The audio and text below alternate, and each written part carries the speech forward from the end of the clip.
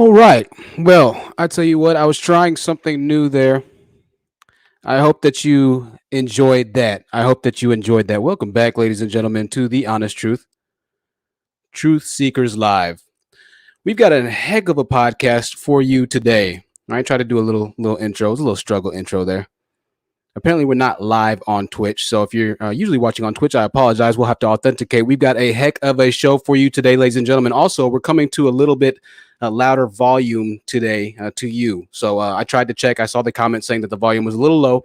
I cranked it up. I haven't gotten to buy new equipment yet. I was out this weekend deep sea fishing. For members of the channel, you will get to see the vlog dropping tomorrow on my deep sea fishing extravaganza.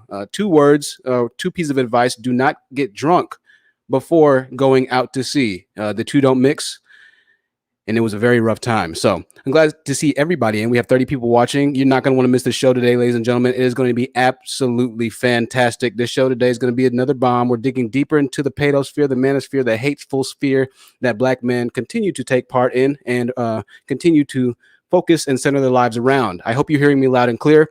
We're not going to wait too long. Of course, we have the haters already here. I don't expect anything less. I don't expect an intellectual argument from the Black Wolverine 89, other than what he says here. That's how these men feel. And by all means, you're more than welcome to try me if you do see me out in public. I would strongly advise against it. Susan at YouTube, I am not advocating for violence. I'm so glad we've been getting a lot of numbers. I've been getting a lot of messages from new subscribers and people that are now joining the channel. When we use Kevin's name, people do join the channel. And I want to address a couple of the comments. When I first got into the channel, the live stream, somebody said, can we stop milking this already? Can I stop milking Kevin Samuel's name? Kevin Scamills, can you stop milking his name? Every other race says, what, bro? You're doing too much. Now, I'm going to explain to you exactly why I put the infamous KK mask on top of Kevin Scamills, the fraud father. We'll get to that later on. But so long as Kevin Scamills continues, like Lorenz said, CEO of UniqueBoutiqueCandles.com, to use Black women, to hate Black women, to use Black women at his platform and way to make money, I will continue to use his name to expose him and the hateful, deceitful lies that will continue to bring down the Black community. They hate me because what I'm saying is truth. They hate me because I'm exposing everything that they are failing at. The truth hurts, so they say, ladies and gentlemen, and this is no excuse. All right, this is no excuse, and I will not be letting my foot off of their neck. The word is getting out, and mainstream media outlets are soon to receive, and we're soon to be at work working on various things. Loren is in the building, CEO of UniqueBoutiqueCandles.com. Shout out to everybody that's contributed. So many thanks to you for supporting this channel. All right. The sound might sound a bit wonky on this live stream, but make no mistake about it. We're going to continue to work. If you are able to contribute and you are able to donate, then I would strongly advise you to click this Linktree link that was brought to us by Nav. Nav is one of the new Discord followers. You can follow our Discord by clicking the links that you just saw or are seeing in the chat live stream and or replay, as well as in the description box below. Welcome on. Thank you so much for the $5 super chat already. Modo Kondo saying, not that I'm hating you, you're just speaking your mind and I like it. But don't you think your thumbnail is a bit hyperbolic? To some extent not. But I'll explain exactly why I did this the way I did it.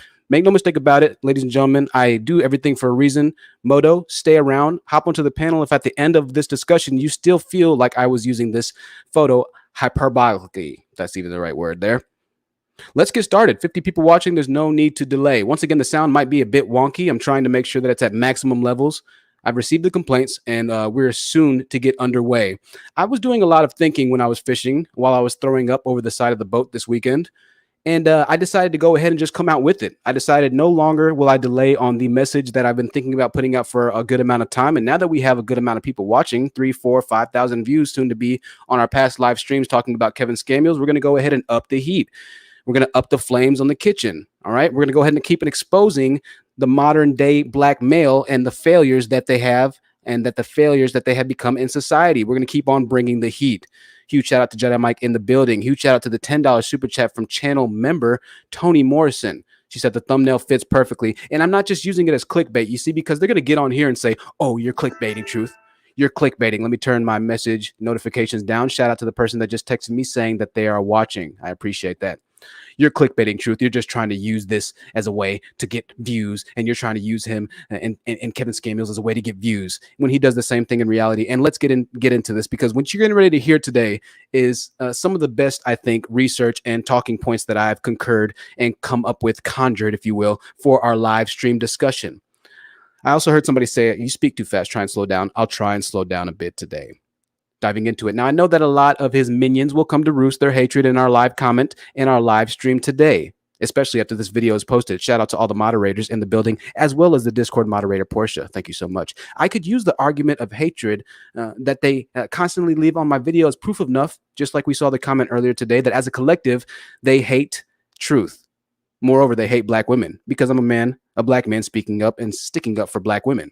I could use evidence such as the collective of men, not only black men, but followers of Kevin Samuels, who enjoy weekly blood sport that is known as his live stream, designed to strip black women's confidence down to the level of POW status, aka prisoner of war. I could mention and point out the fact that Kevin has never once checked or reprimanded any man on his channel for some of the most hateful, evil comments, and I say this literally, that I've ever seen in any live stream on YouTube. Do you truly think that Kevin Samuels doesn't see the comments that are being shared in this chat replay? Often I have experienced in life that the ones that are closest to us can typically inflict the most damage. Those who you think should truly be on your side in your time of need are the ones who can leave you hanging high and dry when you need them most. We have seen men on this channel who didn't fit the stereotypical Pookie and Ray Ray reference, yet in the same breath still identify with the overwhelming majority of black men who seek to continue and disparage the black community. Men who are wealthy but horrible fathers. Men who have means but have still yet to marry whilst creating baby mothers. And men who simply say things that are so outlandish and evil, I can't even repeat some of them on my channel because I would run the risk of getting shut down. All right. Huge shout out to the super chat we just got. Stampitis DP in the building.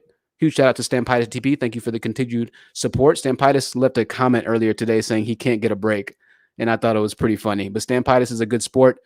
Stampitis, we're all waiting for that marriage. And as some of the commenters said, I think Beijik said, we're waiting, maybe Organic Black, for the invitation to your marriage. We look forward to it, Stampitis. Thanks again for the support. And yeah, the intro might have seemed a little bit wonky as I transitioned out because I don't have transitions on StreamYard. But thank you so much for the $5 super chat. All right. Then we have, last but certainly not least, a group of men like Kevin Samuels, men who claim that they're helping the most disenfranchised group of minorities in America, men who claim to want the very best for black women. But we know this isn't the case, all right? Also, I'll be opening up the chat room earlier. If you can't make it through the 30 minutes of talking and points that I have, then by all means, just join, leave, come back if you want to. We'll be opening up the chat room a little bit earlier, though. If you are a hater, then just come correct. That's all I ask. Come correct. I'm letting you speak. I give you chances to speak. Come correct. We know that Kevin Samuels doesn't want the best for black women, because to truly want the best for black women, that would mean that the black men would have to uphold black women's honor and B, actually step up to the plate and start providing more for black people, because black people are dead last in America, right? So we know that he truly doesn't want that at the end of the day. We know that this is just blood sport, right? And I had somebody else mention on my live stream comment replay saying, Kevin Samuels never said he was a marriage counselor. He's an image consultant. I've yet to hear any image consulting truly for any black woman that's decided to come onto the screen, and we'll talk about this later, other than the height, weight, and whatever other comment, dress size, right? We'll talk about that later. I'm getting ahead of myself. Right?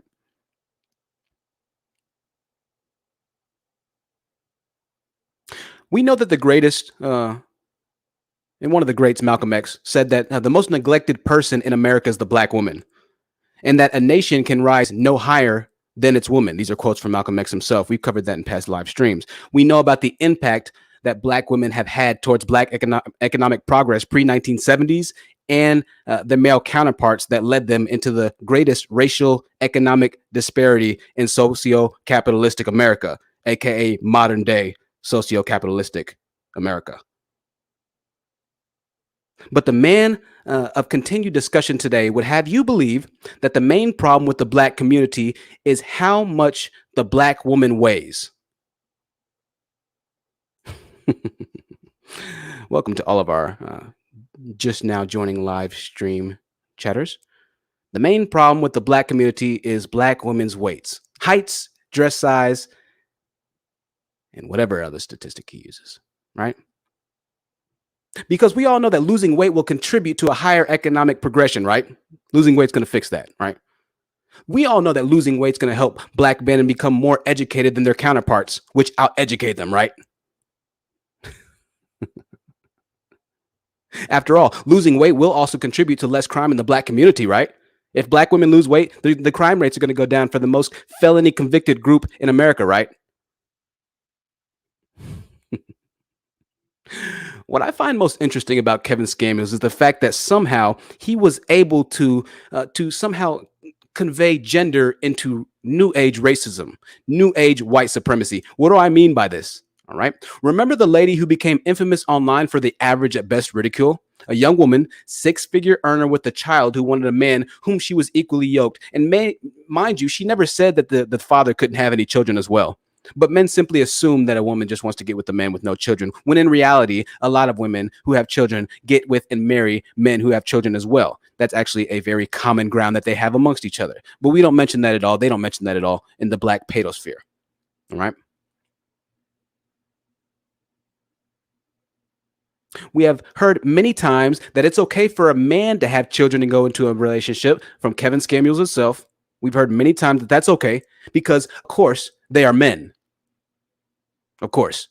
But there's something that is so much more sinister and disturbing that is present in Kevin's live streams. Also, I want to give a mention to what we'll be talking about in a couple of minutes, which is the 80% and the 20% rule. Remember a couple of streams ago where I talked about that this guy brought up saying, well, 20% of black men have 80% of the children. Guess what? I found that statistic for you, my black statistical Negroid friend here. I found that statistic for you, and I found the article to which one of these disenfranchised, mindless losers found this statistic, but they didn't finish the rest of the statistic and the message that it conveyed in the next paragraph. They just stopped reading it there, and they said, "Oh, well, there you go.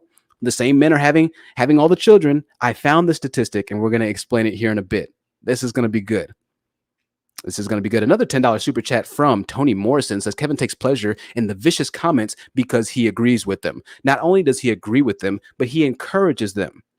At the slightest word, and I can't give too much because we're going to get into the main crux of my message and why I put a KKK hat on Kevin Samuels. We're going to get into this in 1 second. It's going to make a lot of sense. But just know that I didn't do that out of bad favor and bad faith. Melinda's 1973 with the $30 super chat. Thank you all so much for the donations. You're going off. She says, thank you. This platform is so needed. For years, there has been zero counter narratives from men. You really prepare well for your productions. Thank you. Thanks in advance to all the awesome panelists. Hey, mods in chat. Shout out to our mods. And thanks for everybody that gives the time. Thank you for that $30 super chat, Melinda 1973. Y'all are the reason why we are growing. When YouTube sees money coming in, they do promote your channel. So they do see that, and I want to give a huge shout out and thank you once again for that. Also, if you're donating to the Cash App or the PayPal, I want to thank you for that as well. That link is in the description box below. All of our donators, I really want to thank you. It means the world. Before I go on, I want to read a comment to Charles Waldo in response to what he had to say to me on the last live stream we had. Almost 100 people in the building. We are growing. I want to share this with you. And Charles, if you're watching, I just want you to hear this and to see this. All right. Now, Charles said this to me. Let me zoom in a bit. He was another Kevin Samuels minion. He just couldn't get away from the fact that I was attacking his king. He couldn't get away from the fact that I was correcting their illogical, twisted fantasies. Charles Waldo said this: I tried to listen without commenting, but the way you twisted that Bible verse for me was the button. The men of God are directed to submit to each other, as in not to quarrel. It also makes it very clear that when Paul started speaking to the women, when Paul started speaking to the women, and it says they should submit to their husbands in everything, it goes on to say that the men should love their wives as their own body, as Christ loved the church, to make it more acceptable before God, without spot or blemish. You can pander your rebellious women all you want, but don't twist the word to it. This is what I have to say to you, Charles. All right. This sentence he said is crucial. He goes on to say that men should love their wives as their own body and as Christ loved the church. My lack of studying biblical referencing brother here who tried to correct me.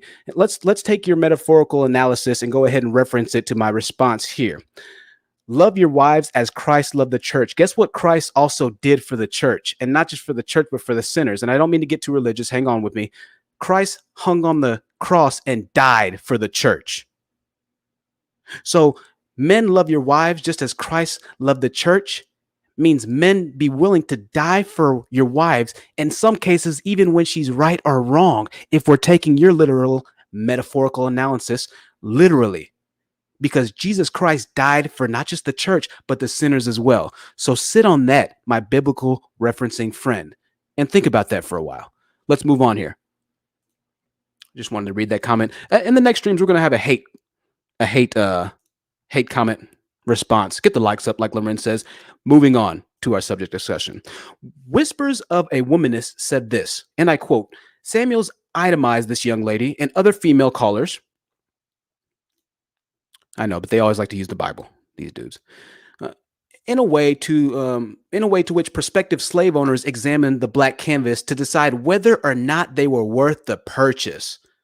Samuel socially reproduces this dehumanizing gesture under the contemporary label of image consultant, mimicking the ways that anti-black slave owner oppressors indicated a level of defeat towards the downtrodden slaves. To make this into a career and to launch is implementing a collective assault against the black woman.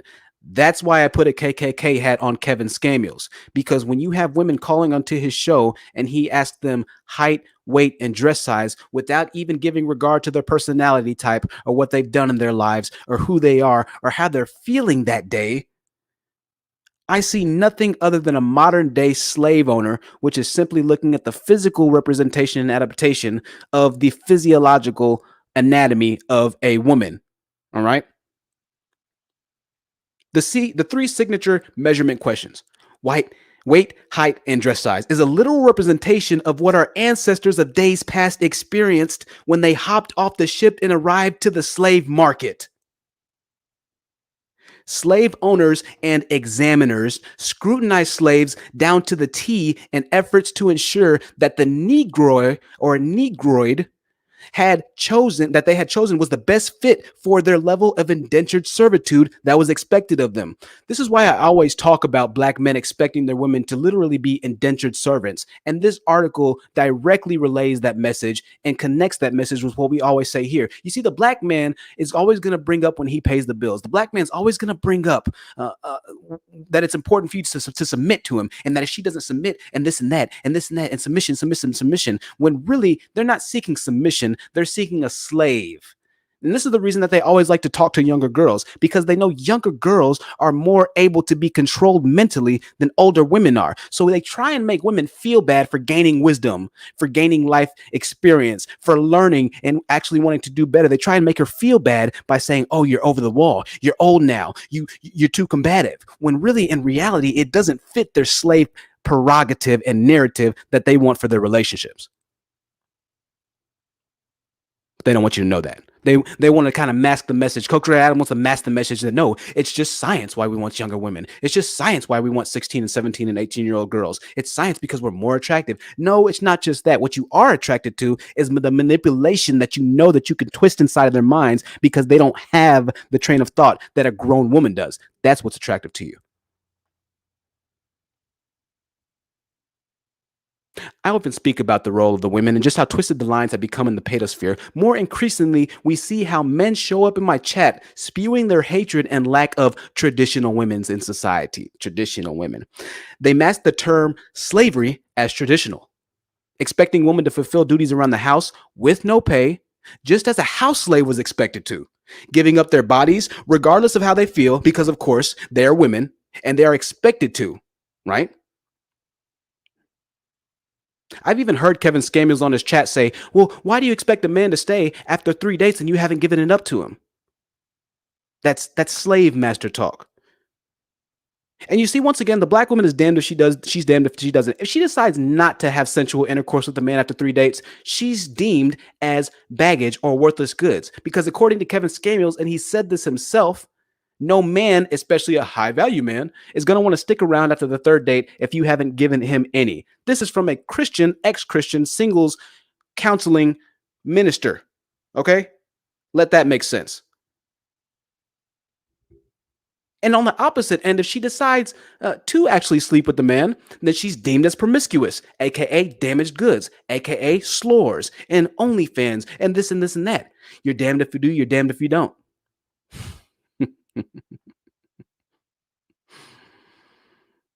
Lord have mercy.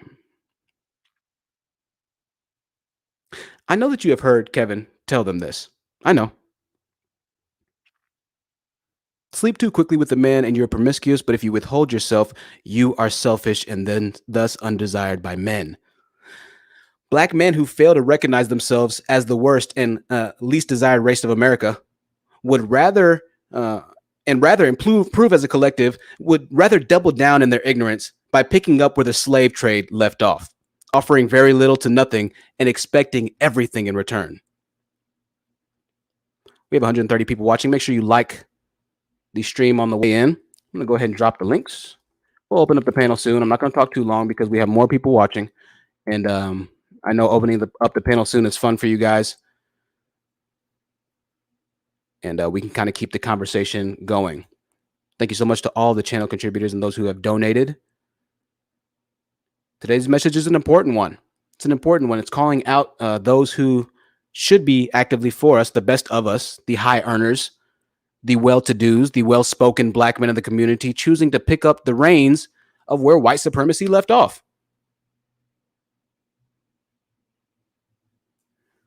I'm simply giving the connections and similarities that I see, and not only that I see, but that other content creators, article writers, people in successful relationships see as well. Because you see the difference between people on my channel, the married couples like Mocha Mommy who have been married for almost 2 decades now, and then the other women who have had successful marriages, like the woman who came who'd been divorced a couple of times and is now with the high earning man. The difference between them and Kevin Scamuel's chat is that Kevin Scamuel's the fraud father is lonely right now, just as 90% of his collective following are as well.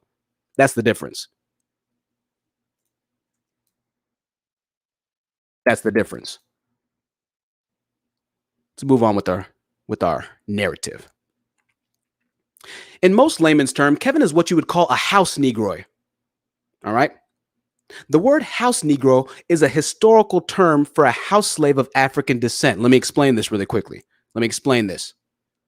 Historically, a house Negroid had a higher status and a standard of living than the field slave or field Negro who worked outdoors, often in harsh conditions.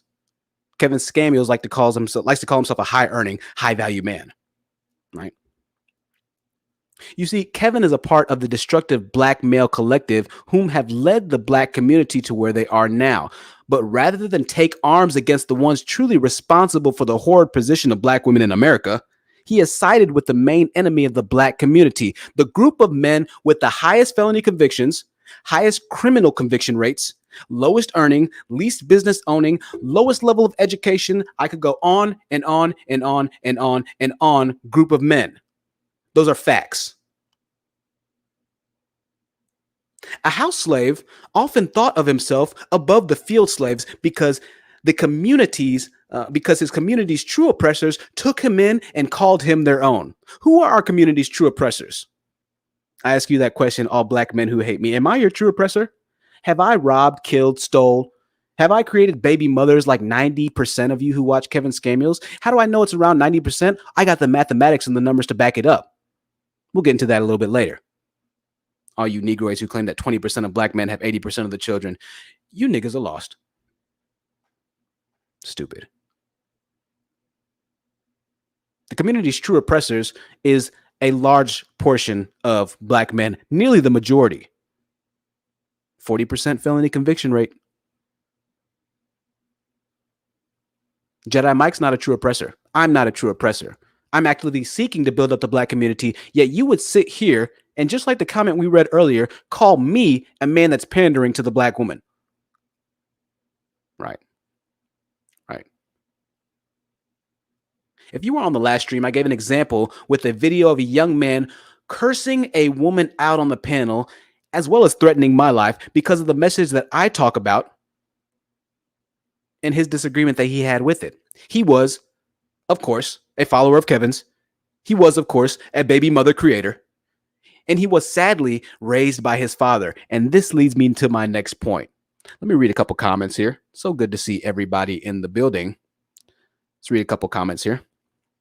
We're getting into it today. Saturn says Kevin Samuel's rhetoric is making women resent men. Also making men resent women.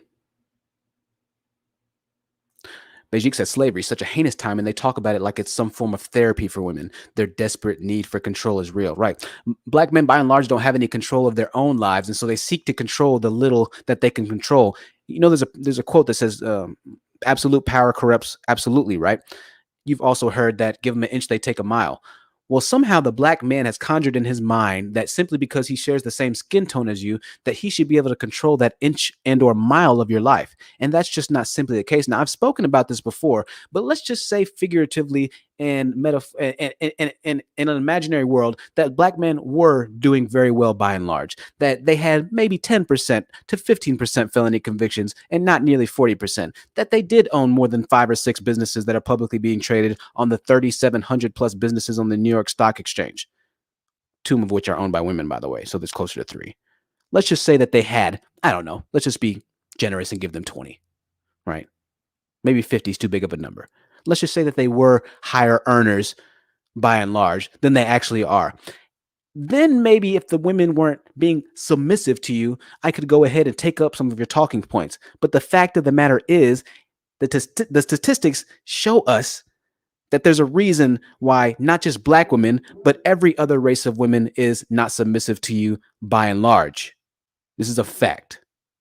And Kevin Samuel said this himself. We've talked about that before, right? The Queendom says, I finally caught alive. So glad you finally caught alive, Queendom. 158 people watching in the building. Logical BW is in the building. She says, hey, THD, hello. Hello. Miss Bevy's blog says, KS needs to stand down, ruining the potential of well-meaning black men. Not just that, but ruining the potential of black men, period. You see, the dangerous thing about Kevin Samuels is he tells women that they need to settle. You need to settle. You're average at best. You don't deserve a high earning man. You don't weigh this. You don't look like that. You don't deserve a high value man. You don't deserve that. See, he doesn't go around to men talking about they don't deserve a high value woman, right?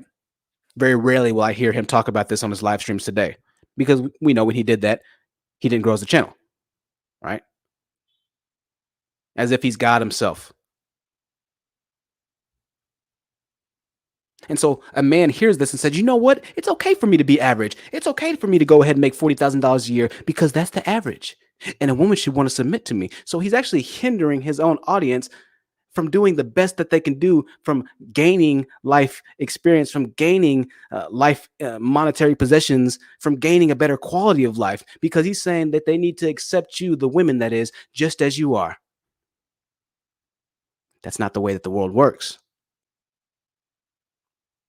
You can't get above average results with below average work ethic. That's not the way that it works. You can't get a Ferrari by working typically at 7-Eleven. There's nothing wrong with working at 7-Eleven if you're happy working at 7-Eleven. But you can't be upset at the people pushing a Ferrari or get envious or jealous when you haven't actually given yourself time and or given yourself the frame of mind that says, you know what, I'm going to work hard for that Ferrari. You can't get upset at that because you haven't done anything for it. You haven't done anything for yourself. That's the dangerous thing about Kevin Samuels. He makes averageness seem okay for the black community. And that's why I put the KKK hat on him. The average at best girl who was a 6-figure earner represents less than 5% of the black community as a whole. Maybe it was less than 10%. I forget the numbers. A 6-figure earning black woman, that is a very small percentage. And somehow this Negroid claims that she's average simply because she has a child. All right. That's not the way that this works, because everything else about her life is not just above average, but superior to not only the men in the chat, but to most people in America. That's why I put the KKK hat on Kevin Samuels, because he wants to tell a woman that owns her own business, that's trying to increase the circulation amount and time of the black dollar in the black community, which is dead last compared to every other race. He calls that average. That's why I put the KKK hat on Kevin Samuels, because he seeks to tear down the very best of us. That's why I put the hat on him. 202 people watching. Shout out to all the OGs who are with us when we have 20 people watching. Black Buttercup Chan says, congrats to the 1.63K Honest Truth. Thank you so much. Yeah, we're going to get into this 20% thing in a little bit. This 20% thing is incredible. Kiana says, the fact that they even believe this is hilarious. Only 20% of guys are sleeping with black women. Yeah, and I went ahead and gave the link in the description box below. If you're watching this, my ignorant negroid, if you think that I'm lying about this, click the link in the description box. I gave you the article that points out the U.S. Census Bureau's actual statistics on fathership broken down per race in America. We'll explain that. We'll explain that in a second. They actually believe that black women have a $5 net worth. This is one of their arguments on the panels. Black women only have a $5 net worth. We've already talked about that. It's virtually impossible to have a $5 net worth. This mouse pad is higher than $5. It costs about $15. Right now, even if I had nothing, I was butt naked and had this mouse pad, I'd have a $15 net worth. It's this, but this is the mind of the modern day black men. It's okay to be average, and black women are the worst thing walking the world. Black women need to lose weight. If they did that, the black community would be great. Black women need to stop wearing weaves. If black women stop wearing weaves, the black community would be great.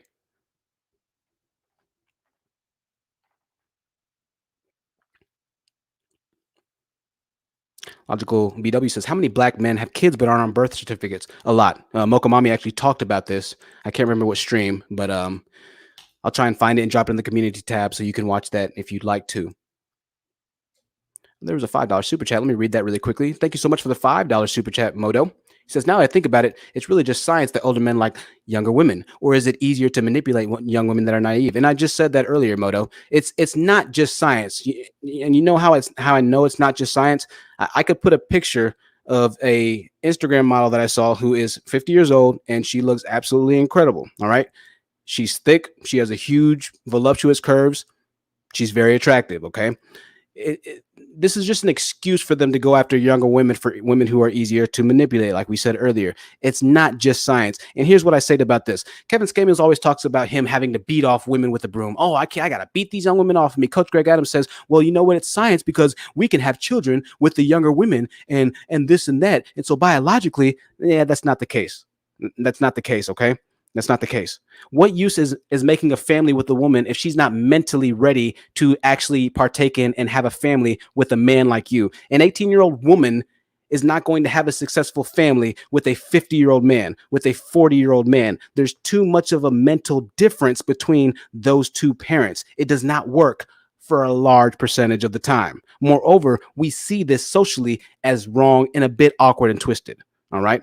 So even pagan society recognizes this as a bit off. Okay. It's not just science. What they use it to is to excuse their pedophilic desires, or aphobophilic desires, if you just prefer that I use the right term, for women who are 15 to 19 years old, and to justify that with the actual legal statute saying it's okay to want women like that.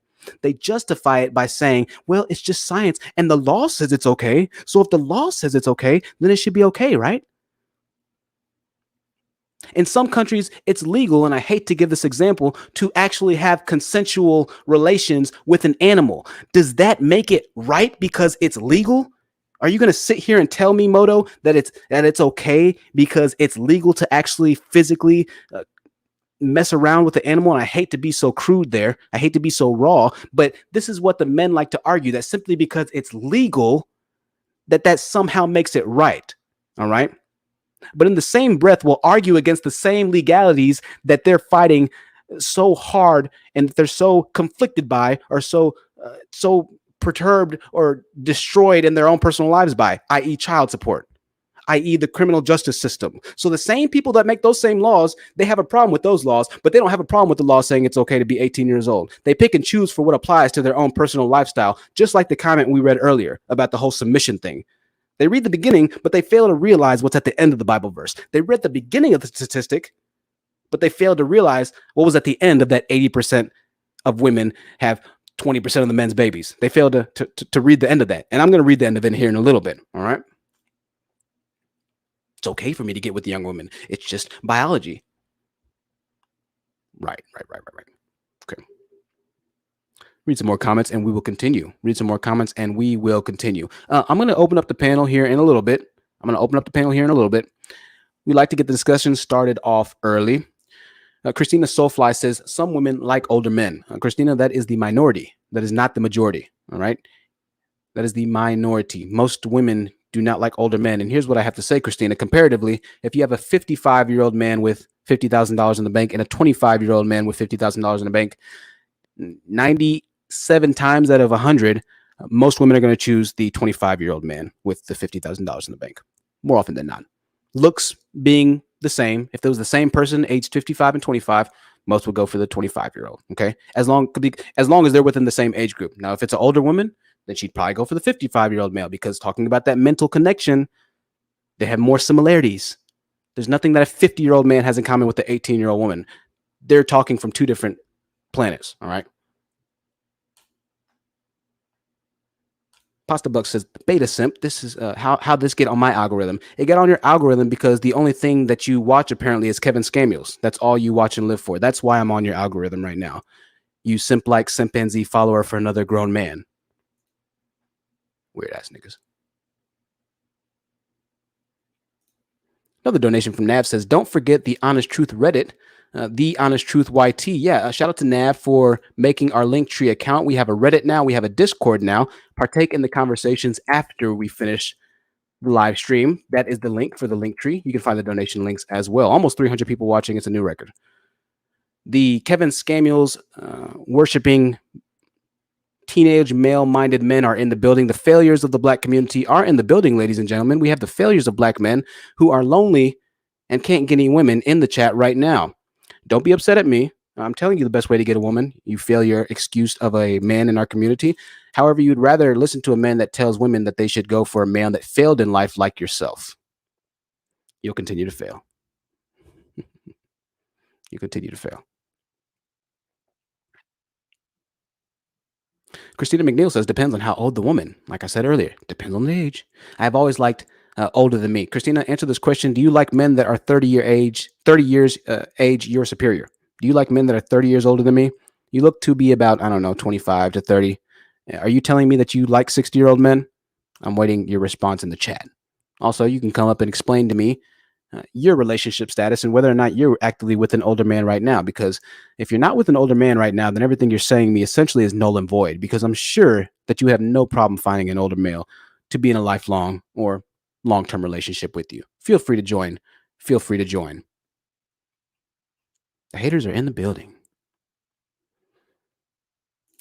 Jerquel says, articulate and savage at the same time. And Jerquel, this is the problem I have. When men actually try and hate against me, and we'll do this on our hating comments live stream next time, I can't even make it through the entire sentence without trying to grammatically put together what their argument is, right? I'm like, I read it, and I read a comment today that said, you a hater, exclamation mark. You a hater. I said, you a hater. I said, is it so hard to just put you're a hater? Youre? Is it that hard to put you a hater? This is the mindset of the Black men that come to hate against me. The well-spoken, more educated, non-felony convicted men who are telling you that they need to do better are the ones that are hating on them.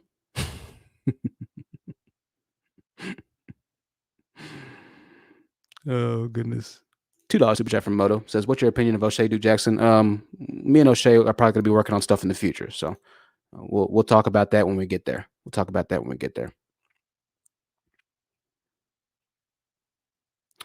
read a couple of comments really quickly here. One of our ladies says 10 years maximum is the max age gap that she will be willing to date. Yeah. We have Coach Greg Adams, who's 50 now, telling all of his followers that he hangs out on junior college campuses, which sometimes have 16 to 17-year-olds who are advanced students, right? And he jokes about it on his channel with 150,000 subscribers. So keep that in mind. Lizzie says, seeing Kevin Samuels in a YouTube video title is like catnip for his kittens. Absolutely. They come out to play. They come out to play, and they come out to essentially participate in the blood sport that Kevin Scamio's channel is. And when they see that it's not, quelching or quenching their desire for black women to be ridiculed, berated, admonished publicly, and stripped of their pride and every essence of any self-confidence that they have, then they call you a simp. They call you a hater.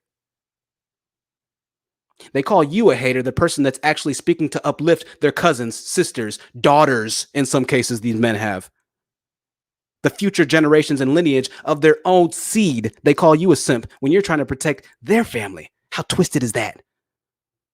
That's why I put the KKK hat on Kevin Scamio's, because his followers represent hatred amongst their own people. Not just people, but family. That's why I put the KKK hat on him. And not just him, but all of you twisted, demon-like excuses for men.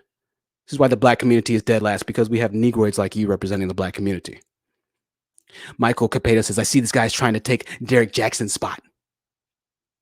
I see this guy's trying to be Derek Jackson. Once again, we have black men that have all the smoke for me, but they will never have smoke for what their father is actually doing, which is essentially not really the same thing that I'm doing.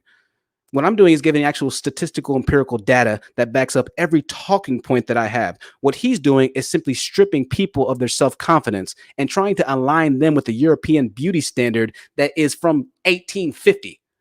But somehow I'm the hater, right? I'm the one that's destroying the black community. LF says blood sport is appropriate. I would expect nothing less from you, LF. I would expect nothing less. A man who seeks to have women destroyed publicly and humiliated and ridiculed. That's what you get off on, right? And it's not just you, it's most black men. But see, this is why the black man is always able to be conquered, because they always oust their own before ousting anybody else of any external communities. If you were here on my last live stream, you heard a Mexican man sit on the live panel that I was on and tell me that they call the Mexican women who date black men trash in their community. And guess what black men did? They decided to still have a problem with me, but not the Mexican man that proclaimed on a panel with 4 or 5 black men that the women that date black men, the women that date men who follow Kevin Scamio's, they call trash in the Mexican community. He had a problem with me instead. This is why I put the KKK hat on Kevin Scamio's and his followers. Black men have taken the reins of white supremacy farther than the white men ever could have. The white man tries to give the black women $10 billion and say, you know what? We see that you're creating entrepreneurship ventures and businesses at a 450% business rate increase in businesses in the black community. We're going to give you $10 billion. The black man got upset that the white man's trying to uphold white supremacy somehow.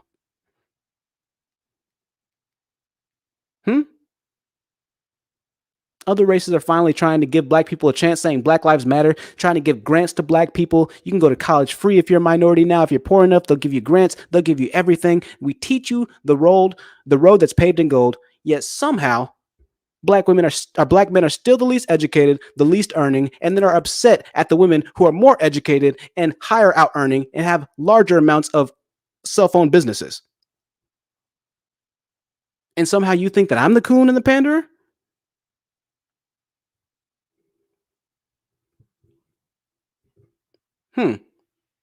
I'm the coon for congratulating and encouraging black women to go to college that our ancestors died and were hung from trees for. I'm the coon.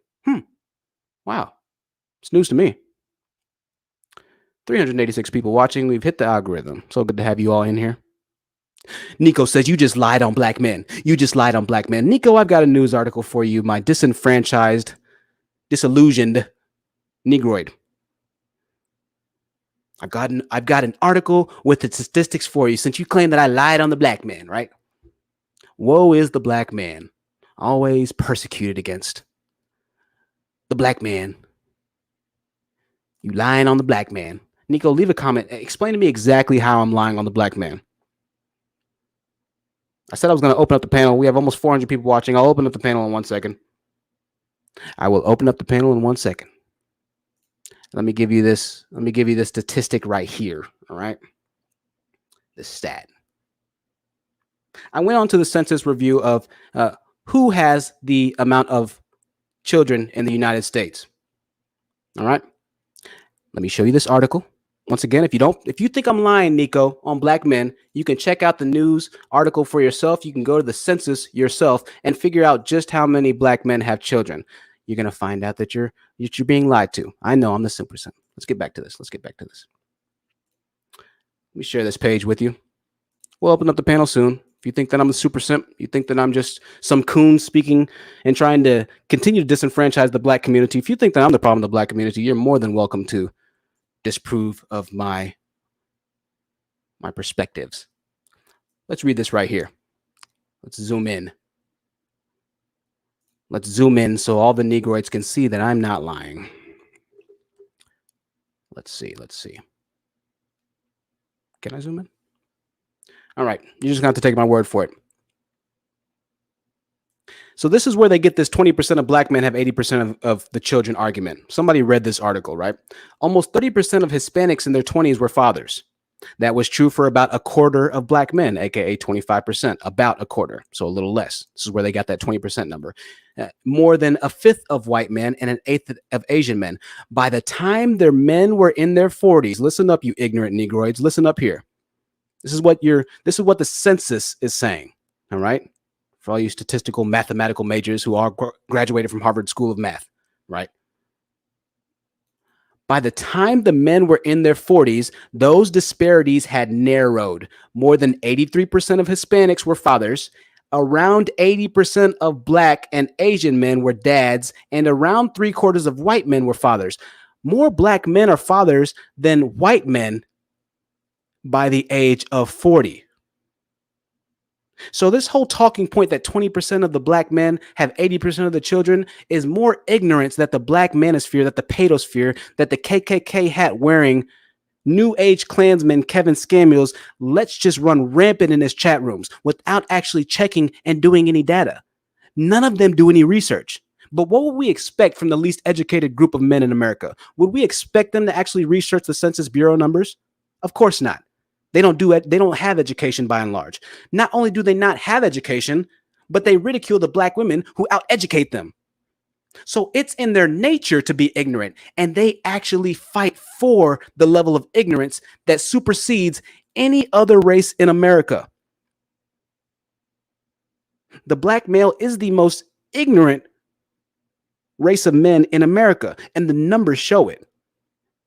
But at this point, even if we had no numbers to directly represent every talking point that I have is accurate and factual, we could simply look at the community and at Kevin Samuels' KKK wearing hat community, right? I messed that up. I can't talk to them. Gender wars propaganda. Gender wars propaganda. I'm propagating the gender war, aren't I? Gender wars propaganda. No, numbers are numbers, all right? Numbers are numbers.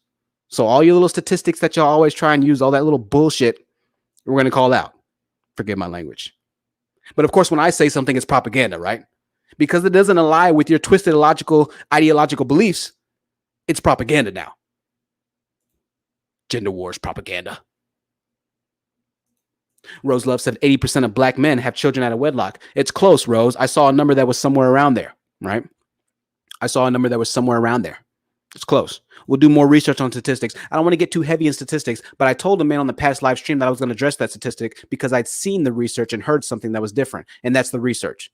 Now we'll wait for him to come back and claim that, oh, well, that's not what I was trying to say. I was really trying to say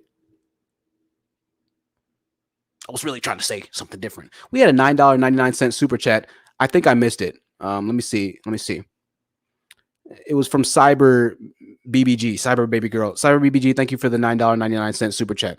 If you're enjoying the stream, once again, I'm going to drop the links. Cash App or PayPal works really well. YouTube does take a large amount of the donations. However, I really do appreciate, and you're not obligated to donate, ladies and gentlemen. You don't have to. All right, you're not obligated to. But if you want to, then you're more than welcome. And huge shout out to everybody that contributed on the last stream. Y'all were great. Also, just a reminder, if you're a member of the channel, you'll get to see the new vlog of me fishing and my latest deep sea fishing adventure that I just had this weekend. All right. Anyways, $9.99 super chat. $10 super chat. Stop saying $9.99. Says, I liked older men when I was young, but more so the idea until it came to sex. I took 30 showers thereafter. It just felt wrong. I'm now dating in my age group as I should. Thank you, THT. Message of gold. Right. Oh, here's the super chat. Here's the super chat. I'm sure the haters will say, she didn't say that. You're just pandering. She didn't say that. Listen, old men. Listen, Kevin Scamiels. Men who will die alone. I don't care how much money you get, unless you get Bill Gates money. I don't care how much money you get. There's no woman that's going to actually vie for a physical and a mental, spiritual, long-term relationship with a man who is 30 years her elder. You're lying to yourself and you're lying to your audience. But I know you have to lie to your audience because when you told them the truth, you didn't grow.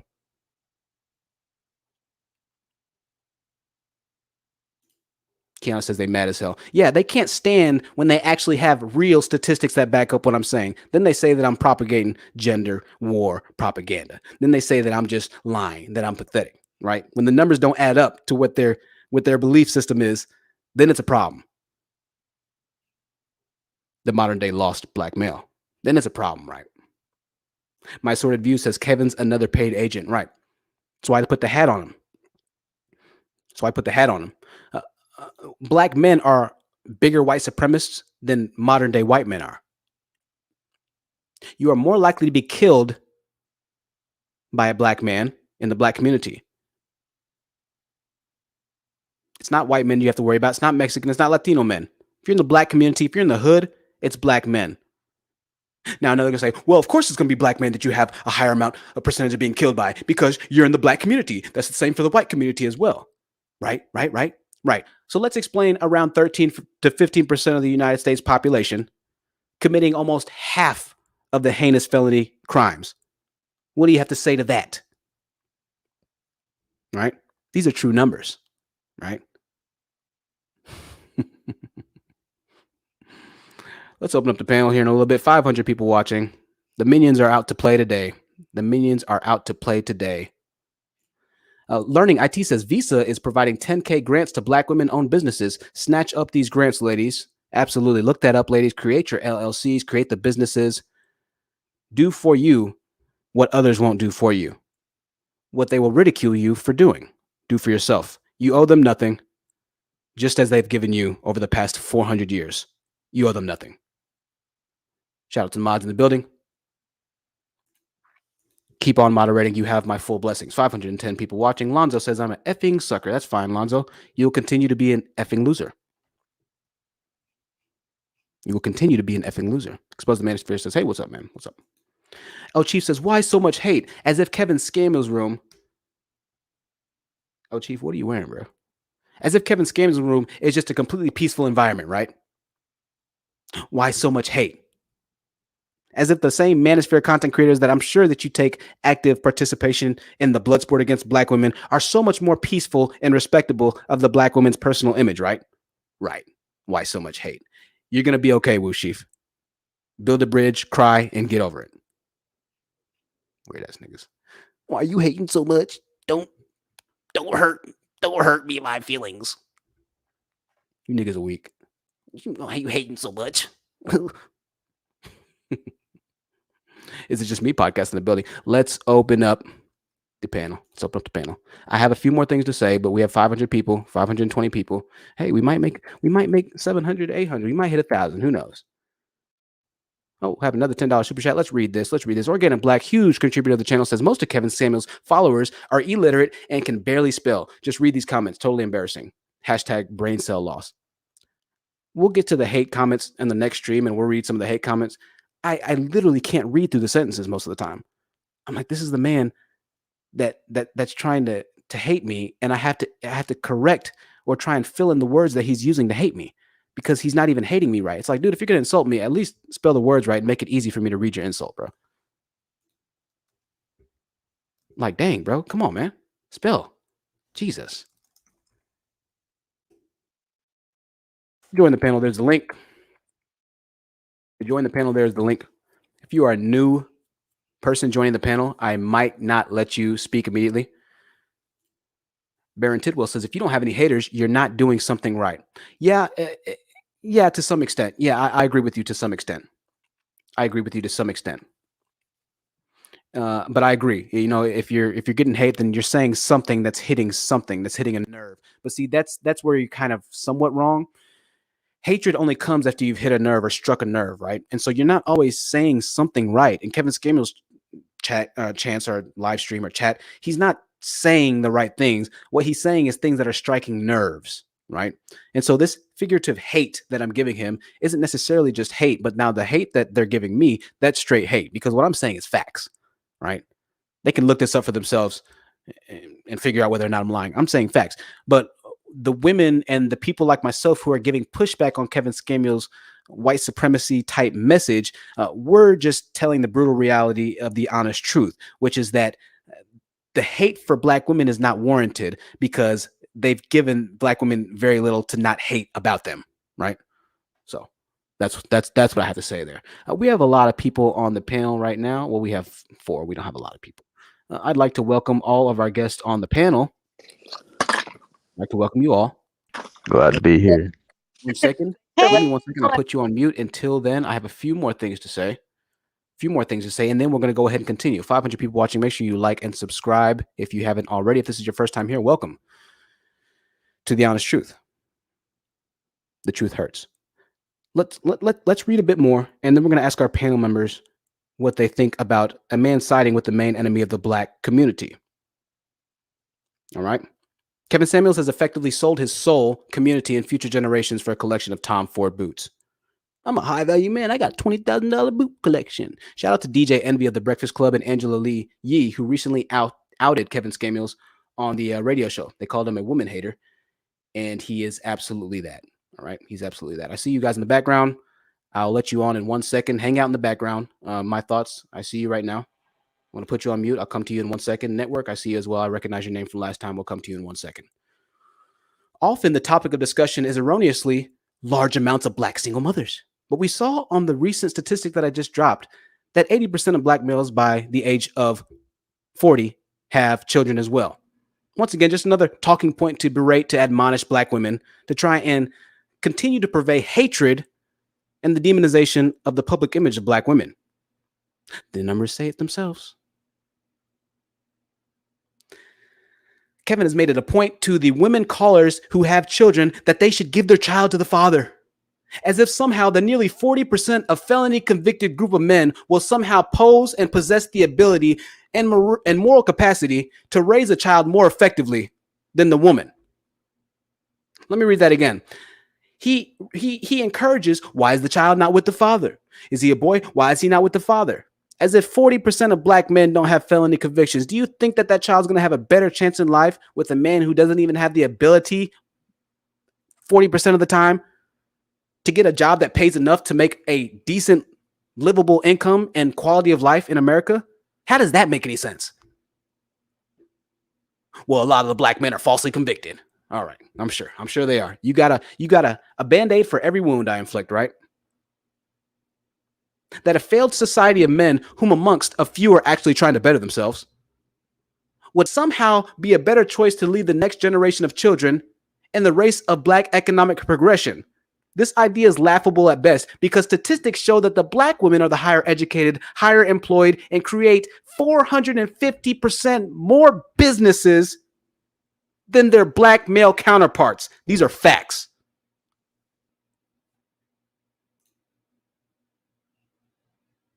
I'm going to go ahead and go to the panel really quickly. So good to have everybody in here. 500 people watching. We're going to go to the people who disagree first. And Alicia is in the panel.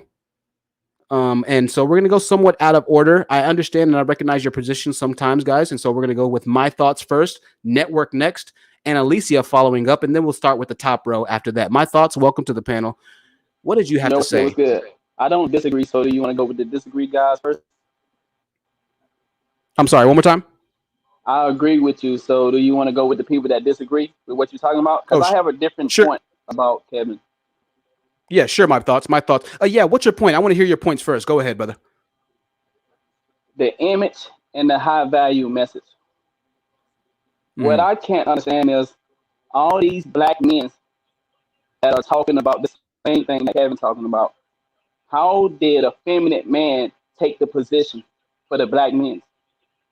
How have a man that appears to be homosexual, I don't know if he's gay, but he appears to be homosexual, How is he the man that is talking to men and speaking for men? How did that happen? And we clearly know that it's a movement going on. You know, with the whole you got to be feminine to succeed in life. That's real. There's a war between masculine men. And you think about this 2 to 5 years ago, these same guys that are now cheering for Kevin, they was against this movement.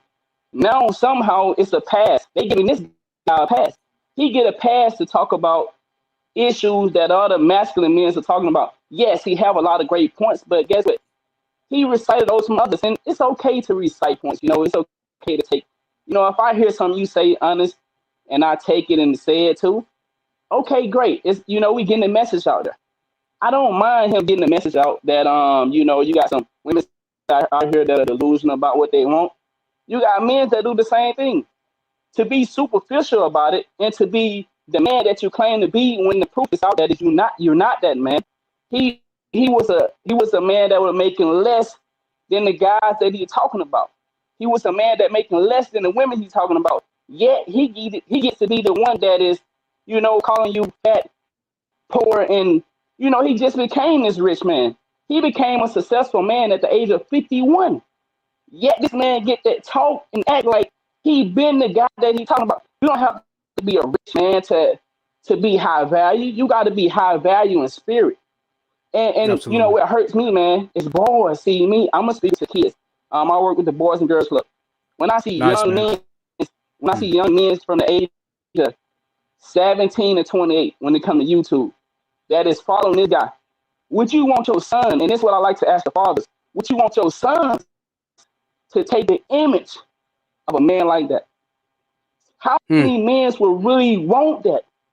And so now I understand he's saying some shit that you might like, but all of it is false. Nothing that he says out of his own mouth is true. Everything that is true, he's taking it from somebody else and using it. And let me ask you this: when you look at that man, do he look like a mean person? That man look like the softest, sweetest thing you can find, and I mean in spirit. Yet he get to be this angry, mean, toxic nigga. That ain't in his heart, man. He don't have that type of spirit to be calling women like that. But that's what clicks, views, sell, and it will destroy a person who they really are. This is a man that loves to dress up and be fashionable. This not a man that want to sit there and call women, and talk to them the way he talks to them. That's not a man. That's not in his spirit. But once again, when you get the money and the fame, man, everybody start to change. And now this guy have changed. And I want to say this. Listen, brother, my thoughts so perfectly said.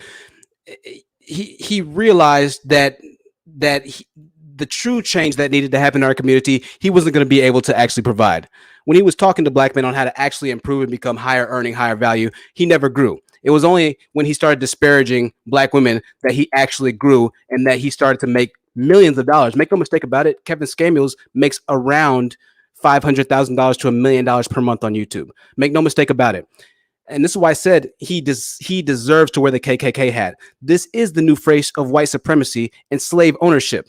Also, I want to say this really quickly. Subscribe to Uppity Unicorn's channel. I'm placing this in the chat. If you would like to look and just have a channel where you can unwind and listen to content that is really earth-shattering and just high-quality content, make sure you subscribe to the link that I'm putting in the, if you're watching this during the current live, in the live chat. If you're watching this on the replay, it'll be in the comment section below. You subscribe to Uppity Unicorn. So good to see you in the building, Uppity Unicorn. Good to see you in here. My thoughts, you said this perfectly. You said it absolutely perfectly. And listen,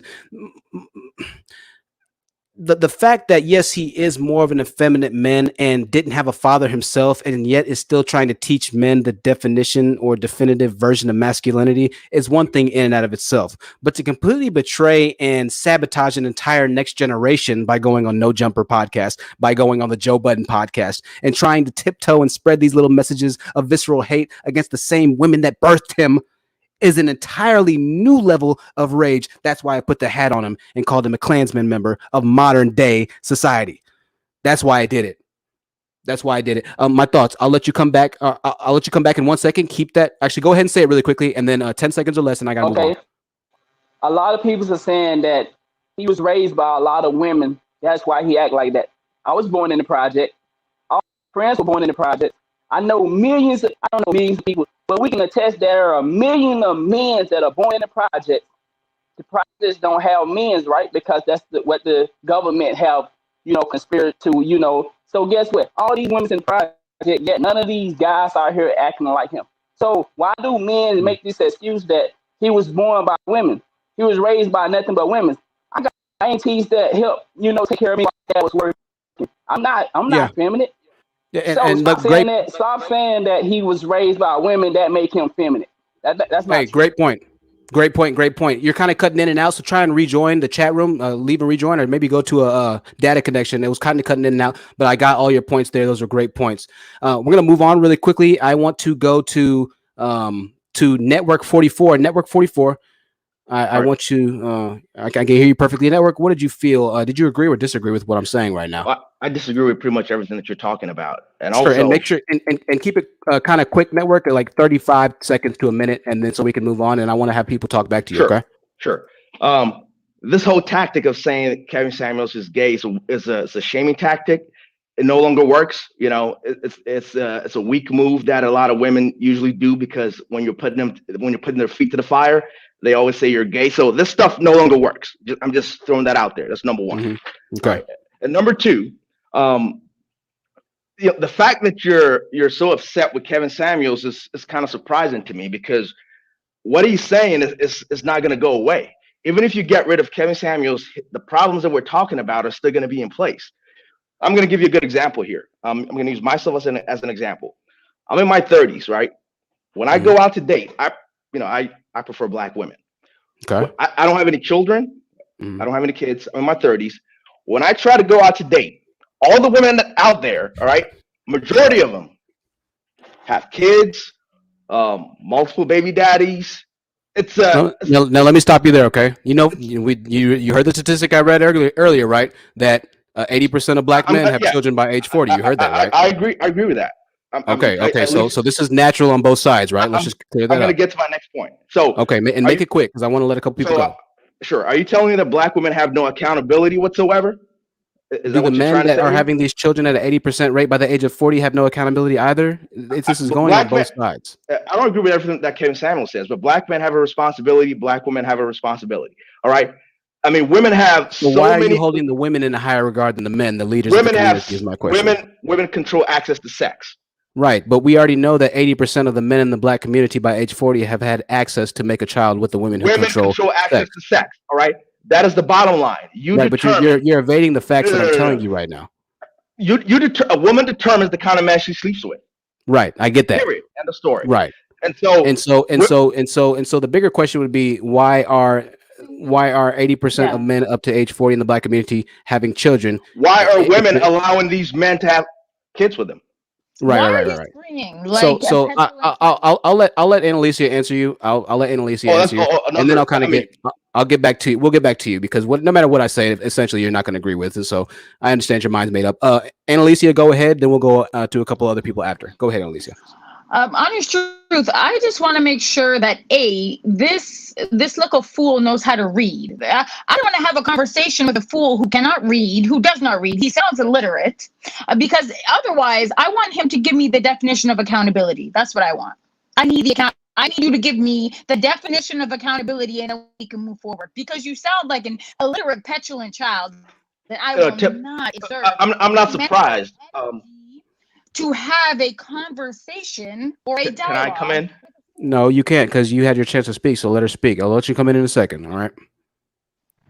So that's what I was, because this is the thing, right?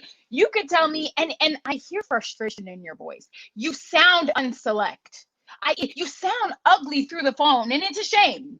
It's a shame, but that's your shame. You take your L and you go home. And I hear the frustration. You're talking about black women and their children, and where's the accountability? Well, they have kids, right? They're taking care of them, right? Do you know what that is? You look a fool. You know that is accountability, right? You know that is what accountability looks and feels like.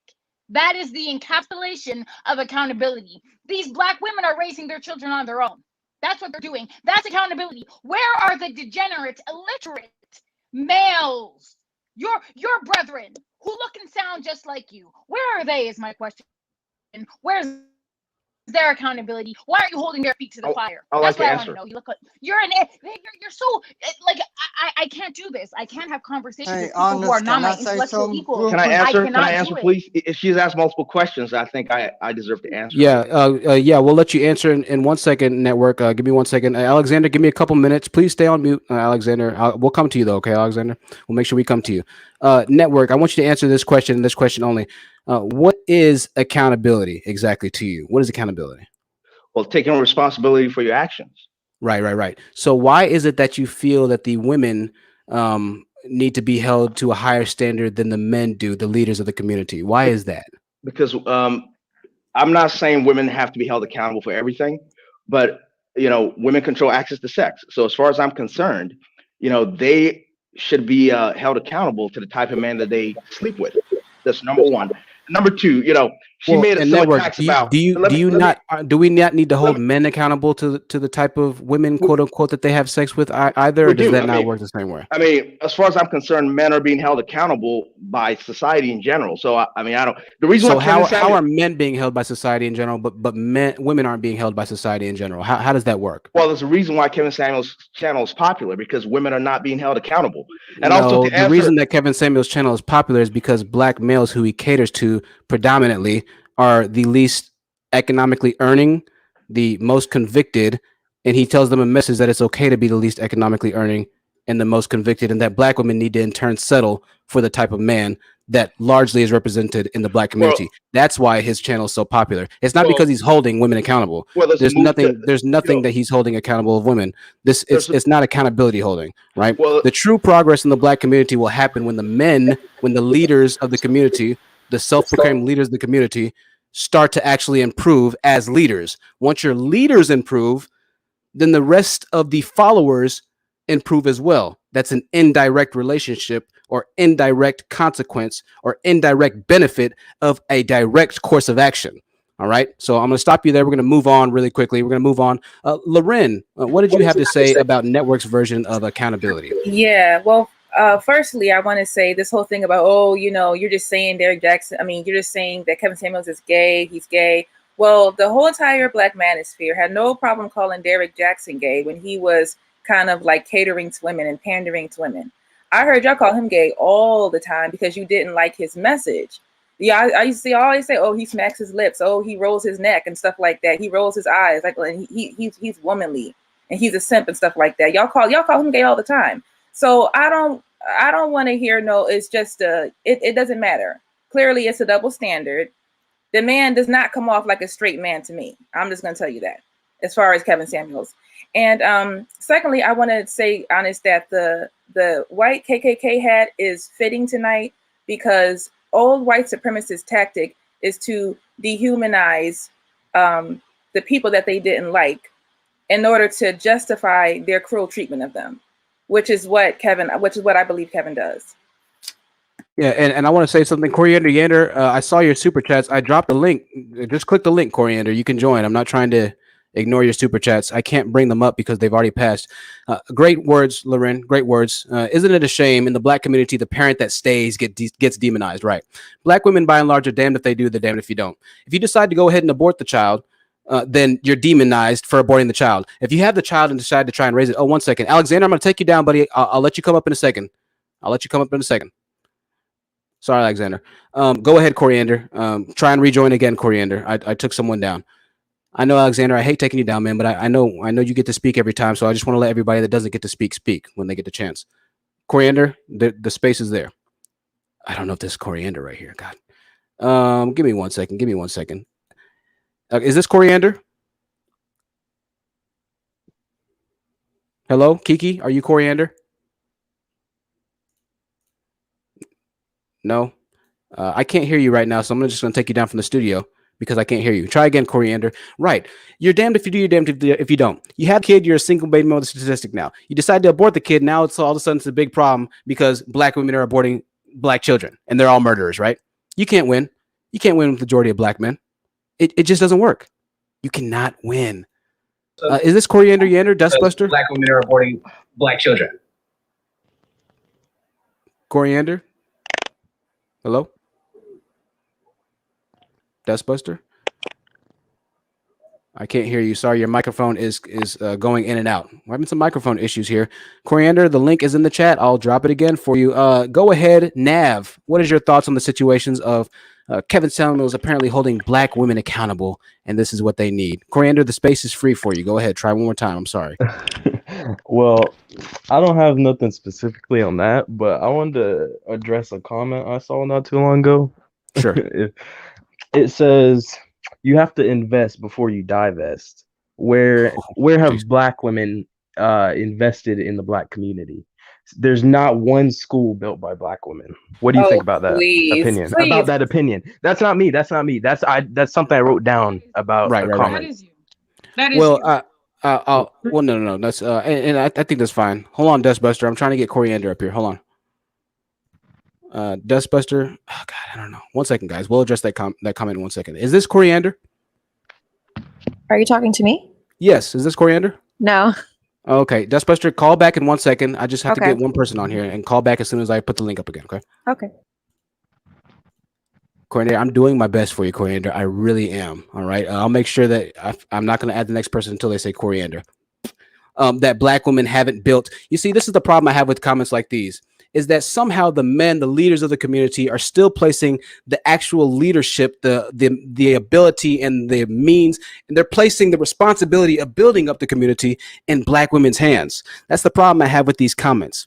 Right? They try and compare apples to oranges, apples to dragon fruit in this situation, when in reality, there's been no black men other than I think LeBron James that's actually built a school for black children. That's not a school. No, that's actually still oh, and, okay, it might not even be a school. I don't know what it is. It's like a dream academy. So I don't know what's going on. In reality, there's no black men that have done the same thing. So it's this false narrative that they try and always twist to use to their benefit to try and fit their twisted, ideological perspective on black women, right? Well, I haven't seen any black women do this, right? Go ahead, Alicia. But black women have built. They bought 98 acres in Georgia.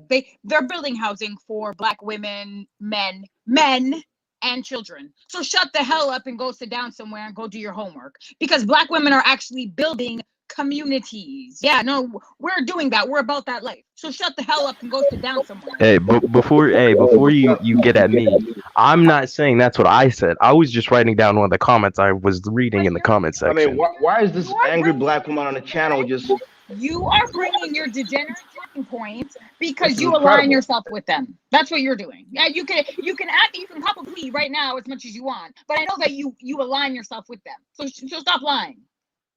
I think. Hold on one second.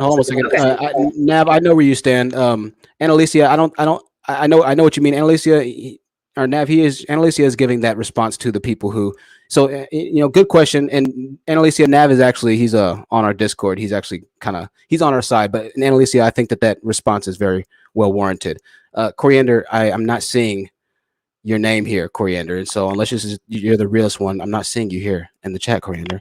Drag someone up so I can get in. I butt in because I gotta go soon. I'm sorry. This is actually Logical BW. Can you hear me? Yeah, I can hear you. Go ahead. Sorry, I have a different avatar, but this is Logical BW. But I just want to say that number one, this is gonna go virus. I think. Okay. Nav, I'm gonna take you down really quickly. Nav, come back up. Nav, come back up. Coriander, try again. Yeah, go ahead, Mert. The black cryosphere, when they get a hold of this, woo, they're going to have to recalculate and recrunch the numbers, and they're going to be real hot. But what I wanted to say, because these two men on this panel said that women control access to sex, and that is incorrect, okay?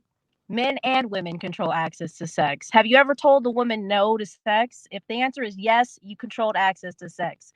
So I really need that. You guys circulate these lies so much. You just get so used to lying. Can you guys just tell the truth? Can you have some integrity? I know it's hard. Integrity counts, okay?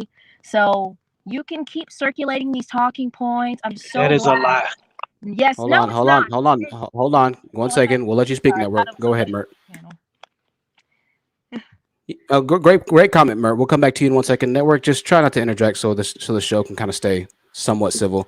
1 second. Okay. Goodness gracious. Y'all are all trying to join today. You're making it tough. Alexander, I can't have you right now, Alexander. Here's the Can I link quickly again to speak to join. what she just said? And who was speaking? Was it Annalicia? Yeah, I just wanted to quickly add to that, something really short, because Sure. just I don't know why black men are the only group that feel like sex equals baby, right? It's like put the condom on, right? But unless a black woman is telling a black man to put the condom on, unless a black woman puts it on for him, unless she's controlling his sexual reproductive organs, he must impregnate her, right? He has no faculty, no agency, no control of his sexual organs. Sex equals 9 months down the line baby. You simply cannot wear a condom to prevent baby, right? Is that how sex works in your mind? Because regardless of who controls the sex, men control putting the condom on. That's your penis. You put the condom on. But what happens when you don't? Right? You can't control yourself. You have no autonomy, no control of your reproductive Absolutely. organs, right? Controlling fertility. Absolutely. And Annalicia, and guys, keep yourselves on mute, please, for audio quality sakes. When it's your turn, I'll make sure to come to you. All right. Coriander, Yander, I know you have limited time. The floor is yours. Go ahead. Yeah, I paid what, $30 trying to get myself recognized so I can come up here, and I'm at Yeah. work. So I'm gonna make this quick. I need to say something to the ladies. I'm Mhm. speaking only to the ladies about your men because they're not my men. I'm not claiming them. Let me go ahead and put in my earbuds real quick.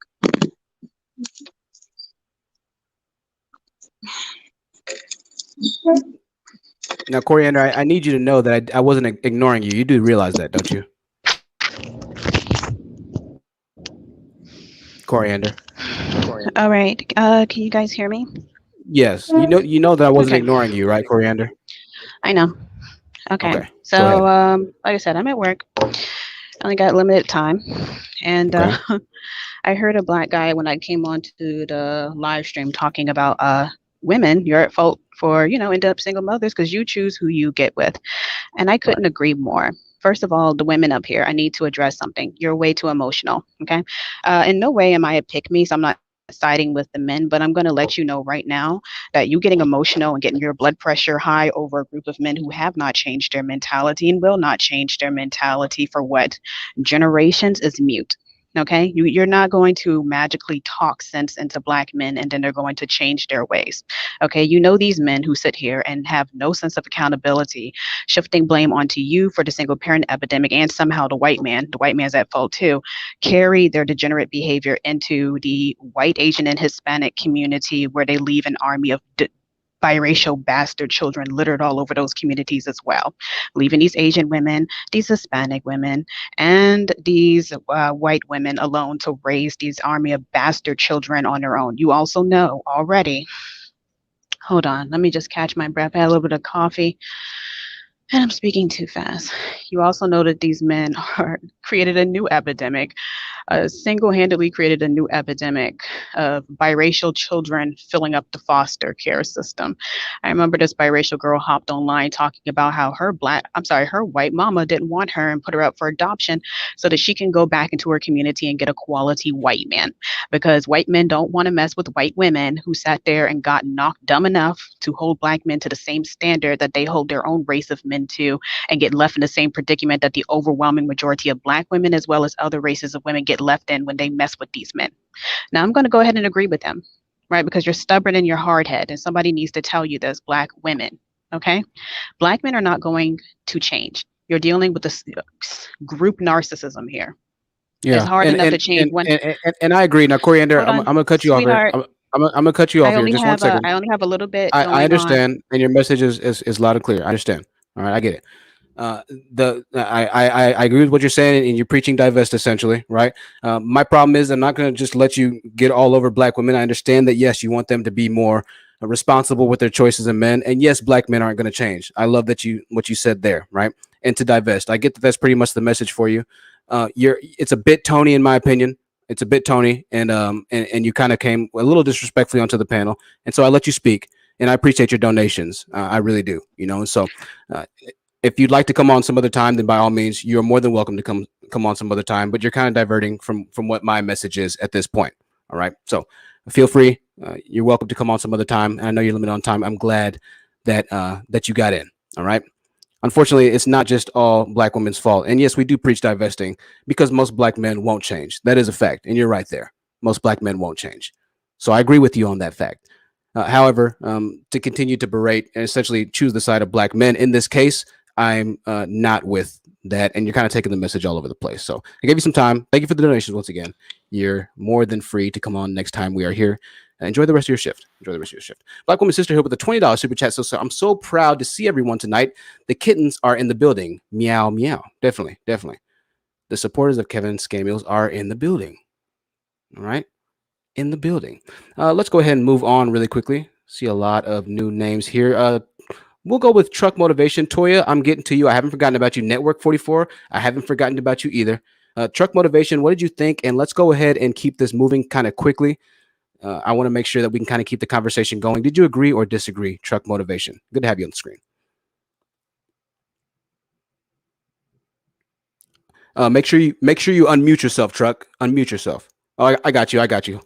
Okay. I'm glad to talk to you. Good to get like different opinions. Kind of get a balance. I would have to say that I disagree. I think that the man brings up some valid points. That the manosphere definitely could take from. And I think men and women could also learn a lot from him. I'm not saying he's a God-sent angel. He might be gay or not. I don't know. I don't really care. I'm more about the message. And I think his message about like bringing together black men and black women, it's good. There's nothing. I don't see anything wrong. That's not his message, though. Yeah, can I say something to that? Hold on. Hold on 1 second. Hold on. One at a time. Let's let them finish, and then we'll go ahead and get the responses. Okay, we'll get the responses in 1 second. Go ahead, Truck. Like I've actually sat down and like watched his live streams that he does, where he does his Q&As and he brings up topics and he has his monologues. His goal is definitely to bring back families, to get black families to come together. You might not like his method. You might think his method is a little brash and like the way he speaks to women is not necessarily the best way, but like the what he's trying to do is not a bad thing at all. That's just my opinion. Awesome. Can I ask you a question? Can I ask you a question? Analyst. That's me. It's me. It's Loren. Oh, go ahead, Loren. And really quickly before you do, Loren, I want to give a huge shout out to the poor black man with this $20 super chat. So salute, my brother. Thank you so much for the donation, poor black man, as well as Coriander and everybody else who donated beforehand. It really means a lot, y'all. Go ahead, Loren. I want to ask, do you think black women are genetically deficient in some way? I think he's there. Truck, did you want to answer that? Hold on. Go ahead, Truck. One more time. Can you hear me? Yeah, we can hear you. Go ahead. All right. Do I think black women are deficient? Can I get something to that? Hold on a second. There's a lot of noise. I can't. Yeah. We have a lot of people, so we're kind of trying to fix this audio tonight. Stay on muted, please, guys, until you are on the panel. Go ahead, Truck. She asked if I think black women are deficient. Black men are genetically deficient? No. I asked, do you believe black women are genetically deficient?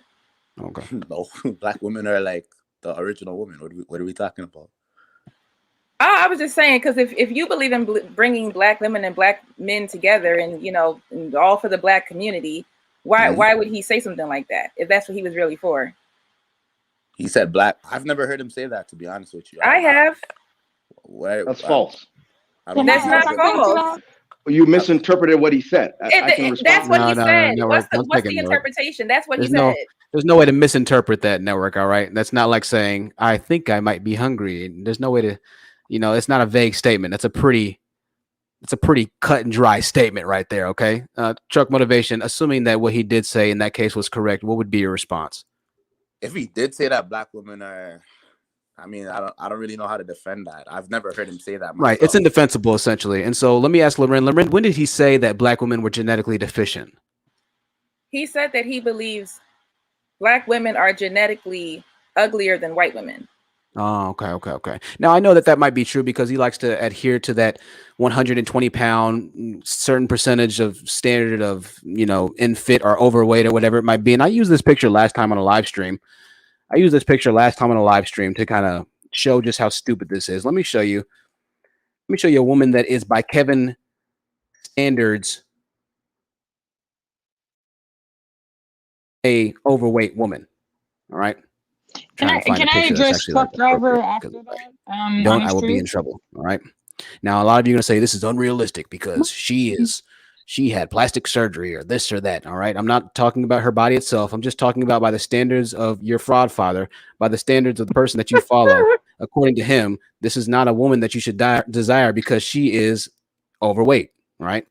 This woman here is technically overweight. All right. She might be 160, maybe 170, maybe 150. I don't know, whatever it might be. But by Kevin's European standard of beauty, this would be overweight right here. Okay. So that's how stupid this argument of overweight, and most black women are overweight according to this number that we made up in 1954. Right. That's how stupid this argument is. Okay. Yes, she absolutely is gorgeous, and Negroids would be lying to say that they wouldn't want to crawl in bed with her at the first chance that she got. Okay. That's just a fact.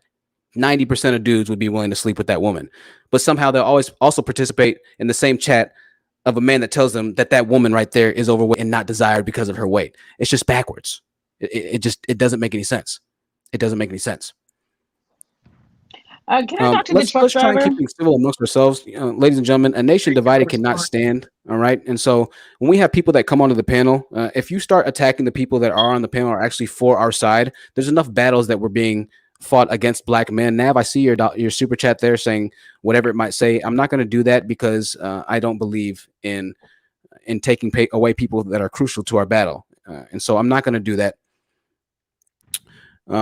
And so, Coriander, I see your discussion as well. Coriander, I didn't like the way that you came and tried to somewhat divide and conquer in the way that you did. It was a bit disrespectful. So I appreciate, again, your super chat, and I gave you a chance to speak. But however, I didn't like the tone that you had. All right.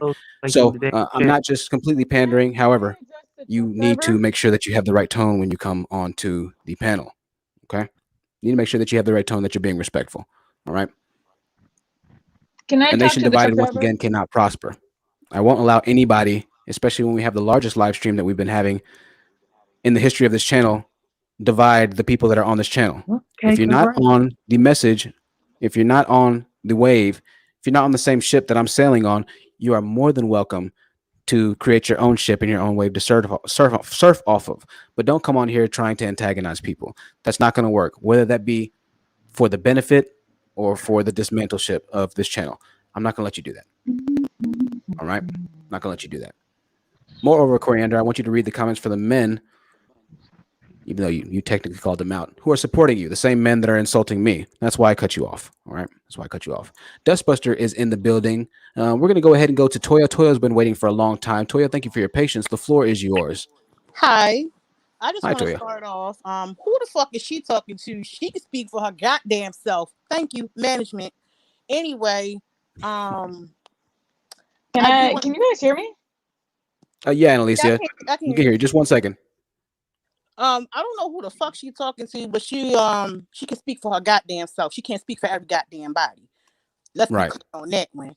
Number two, I don't know what the hell is up with these men thinking that it's the black woman's fault for every goddamn thing. Is it the black woman's fault that the dinosaurs are dead? Is it the black woman's fault that Pompeii volcano exploded? Is it the black woman's fault? Huh? Answer that fucking question. Yeah, I mean, at this point, everything's the black woman's fault. And I know we joked about the weave on the last live stream we had, where weave made the stock market plummet, and weave made me get into a car accident, and weave did this and weave did that. It's all because of the weave, right? And so, I can't go with that argument there. Coriander, I see you continuing to comment in the channel below. Yes. Eddie Ahim's channel is still in the comment links after this video is posted. At this point, Coriander, I'm going to go ahead and block you. You are blocked. On. Let me so I appreciate your super chats. Let me be clear on something. Let me be very clear on something. I'm very feminine. I'm very feminine around a very masculine man. I just cut the shit off when I see bitch ass niggas acting like whole bitches, and I don't respect them. So let's make that very fucking clear. See, dudes like you, honest truth, yes.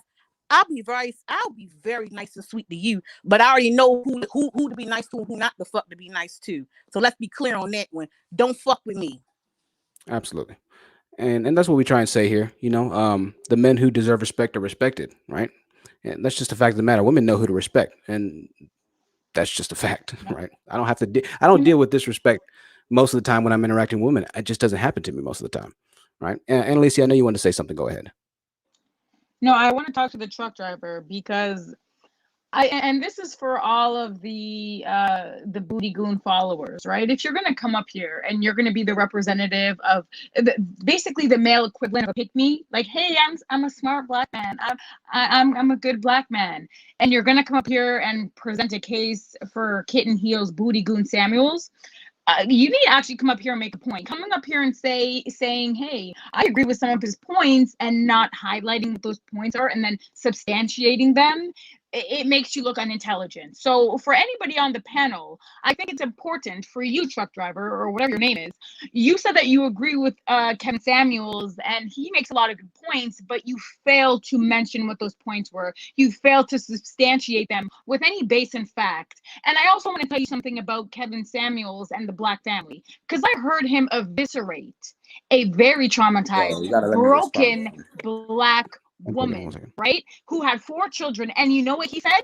He said that those kids should be in foster care. He said that the state should come in and deal with the kids. Does that sound like unification to you? Does that sound like he's trying to hold Black men accountable? All of the Black men in her life have failed her, and he said, well, yeah, those kids should be in foster care. They should be in the system. Where is the Black men? Wait, right? You said he's all about unifying the family. You're fraudulent. He's a charlatan. And that's one of many examples in which he is trying to keep the fragmented Black family fragmented. So you don't come up here and talk that talk unless it is substantiated in facts and in reality. Be specific, basically. Be specific. What do you agree with? Because that's what I want to know. Go ahead, truck. So first of all, I didn't get a lot of time to really lay out my plans. And this isn't really my show, right? This is his platform. So he asked me a question and I responded. But what do I agree with Kevin Samuels on? I think for a lot of Black women, they have unrealistic dating standards. You know what I'm saying? I'm not saying every Black man is a millionaire, or every Black man is a broke boy. I just think that men and women, we gotta be able to work together, right? Back in the 60s, in the 60s, the 50s, the 40s, Black people could come together, we could have families, and we could raise our kids. We were buried at what, like at 80%? Yo, how are they unrealistic? Hold on, Annalise. Let's let them go really quickly, Annalise, and we'll come back to you. Please, you can respond. Listen, back in the day, our great grandparents, they were married at an 80% rate. It's not happening right now. Right. How do we get back? Hold on, ladies. Let them talk for a couple minutes longer, and then we'll get back to it. How do we get back there? You know, Black women were happier back in those days. Black men were happier back in those days. We might not have had all the money, but we were together. Now, truck. I'm gonna let the ladies respond. Right. I'm gonna ask very valid questions. I'm gonna let the ladies respond to you in 1 second. I'm sure they have a lot to say. I just want to give a couple statistics to you. Okay, back in the 60s and 70s, Black men weren't convicted at almost 70% criminal crime rate. Okay, Black men. I hope I said Black men weren't convicted. Right. By and large, most Black people were seeking education. Black men and Black women. I want you to look at a picture. As a matter of fact, let me just pull up a picture of 1960s Black men, and we'll pull up a picture of the current day Black men. And I'm going to show the Black men and the Black women, and I want you to try and figure out if somehow this connection that you're trying to make to the 1960s is comparing apples to apples, when in reality, I want you to see the stark differences of the type of men that you're speaking about and compared to the type of men that are men today. Hold on, that's the wrong one. Let me share the screen with you really quickly. Share screen, Chrome tab. All right. So this is the Black men that you're speaking about here. All right. The Black men who actually had respect for the women. The women's talking with them, smiling. I'm sure they're having a cordial discussion here. Do you think that these same men in this picture here are the type of men that are represented in majority of the Black community today, Truck? I'm gonna be honest with you. Absolutely not.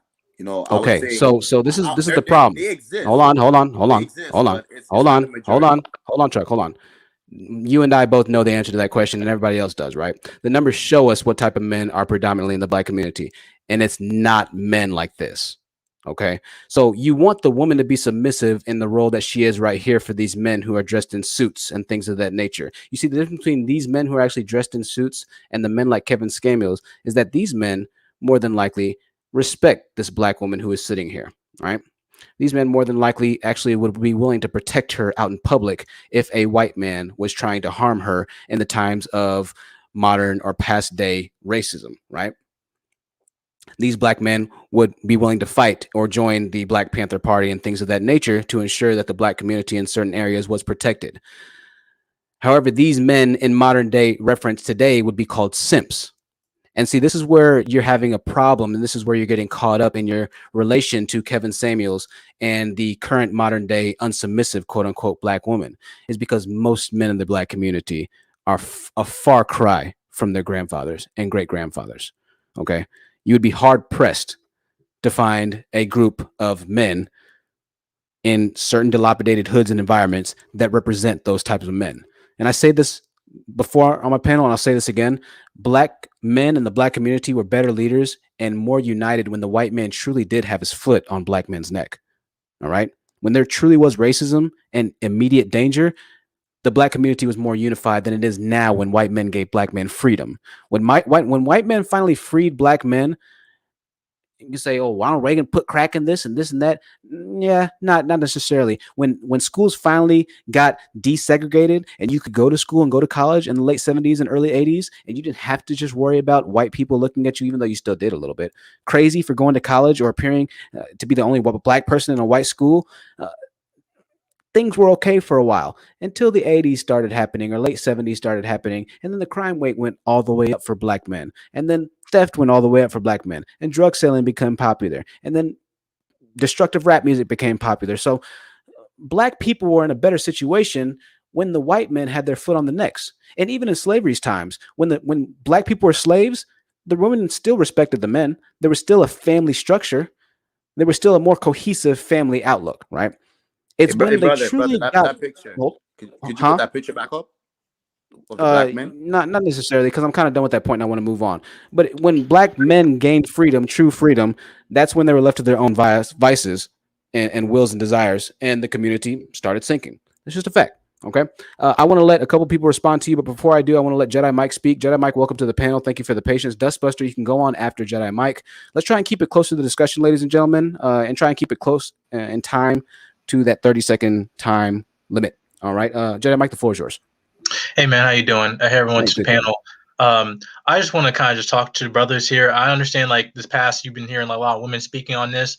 One thing that I'm just saying as a person who used to watch Kevin Samuels that I can like stand for is the fact that over time that obviously he used to talk about men, and to the points I do agree on in the beginning. But when you see what level of time that's been going, the fact that his viewership wasn't as popular as now. Immediately when his viewership based on to women, that's what basically what happened when he increased. And you notice in terms of his panels, he doesn't invite any male callers to come in. If he actually had a smoke show and contractors, why don't you? And you want to talk about being masculine? What's masculine being man to man, inviting another dude to talk and debate him instead of just having a lot of the women going and then to cut him off and just say, slap him and have a salute with the trumpet horn and just go out. Okay, go on to the next caller. I'm just saying that if you actually were this masculine person, one, you wouldn't be complaining a lot. You would be having the women you desire or claim that you desire. And secondly, is that in terms of him being a Christian, talking about this or saying that the woman's duty's purpose is doing to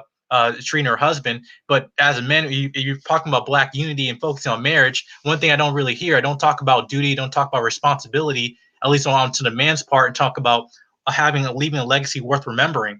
And the one of his biggest points that he talks about in the Joe Budden show is like, women, what about your boys? Well, and I told that back to the men, like, men, what about your sons? You want to talk about them being leaders and being competitive. What is being masculine and saying necessary your options, not being obedient and being accountable within your own marriage? And then saying, oh, I'm not cheating, but my wife does it. She's definitely cheating. That's not accountability. That's hypocrisy. Absolutely. Absolutely. Well said. Very well said. Dustbuster, I'll move on to you. Dustbuster, the floor is yours. What did you have to add to the conversation? I'm just gonna wait and listen. I wanted to kind of respond to Network and hear more of Chuck's point of view. So I'll just wait and listen for now. Sure, we'll come back to you. Dustbuster. Let me see. Plymouth Jones, I'll come to you. Then Network will come to you after Plymouth, and then Truck Motivation. Actually, hold on, Plymouth. 1 second. 1 second.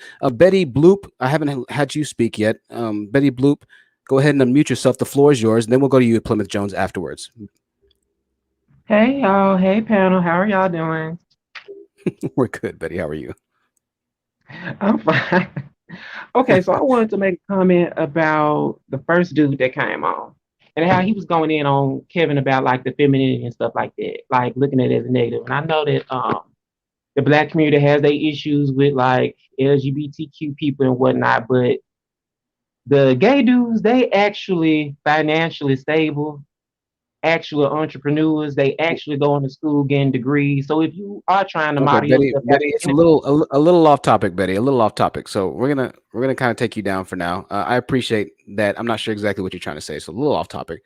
Plymouth Jones, did you agree or disagree with what I'm saying on this podcast, and or what did you have to say on the topic itself? What's going on, man? I didn't really like disagree with what you were saying, but I feel like, and I could be ignorant on some of his videos. You know what I mean? Like you're pointing out a lot of things about the black man and it being our fault for a lot of things, and I completely agree with you on that. I mean, we are the most incarcerated. We do commit a lot of criminals or a lot of crimes and whatnot, and so I haven't necessarily seen videos of Kevin that have like necessarily went against that. I think, I mean, and maybe your point was counteracting his point about the unmarried black woman and dealing with these men who are incarcerated. Right.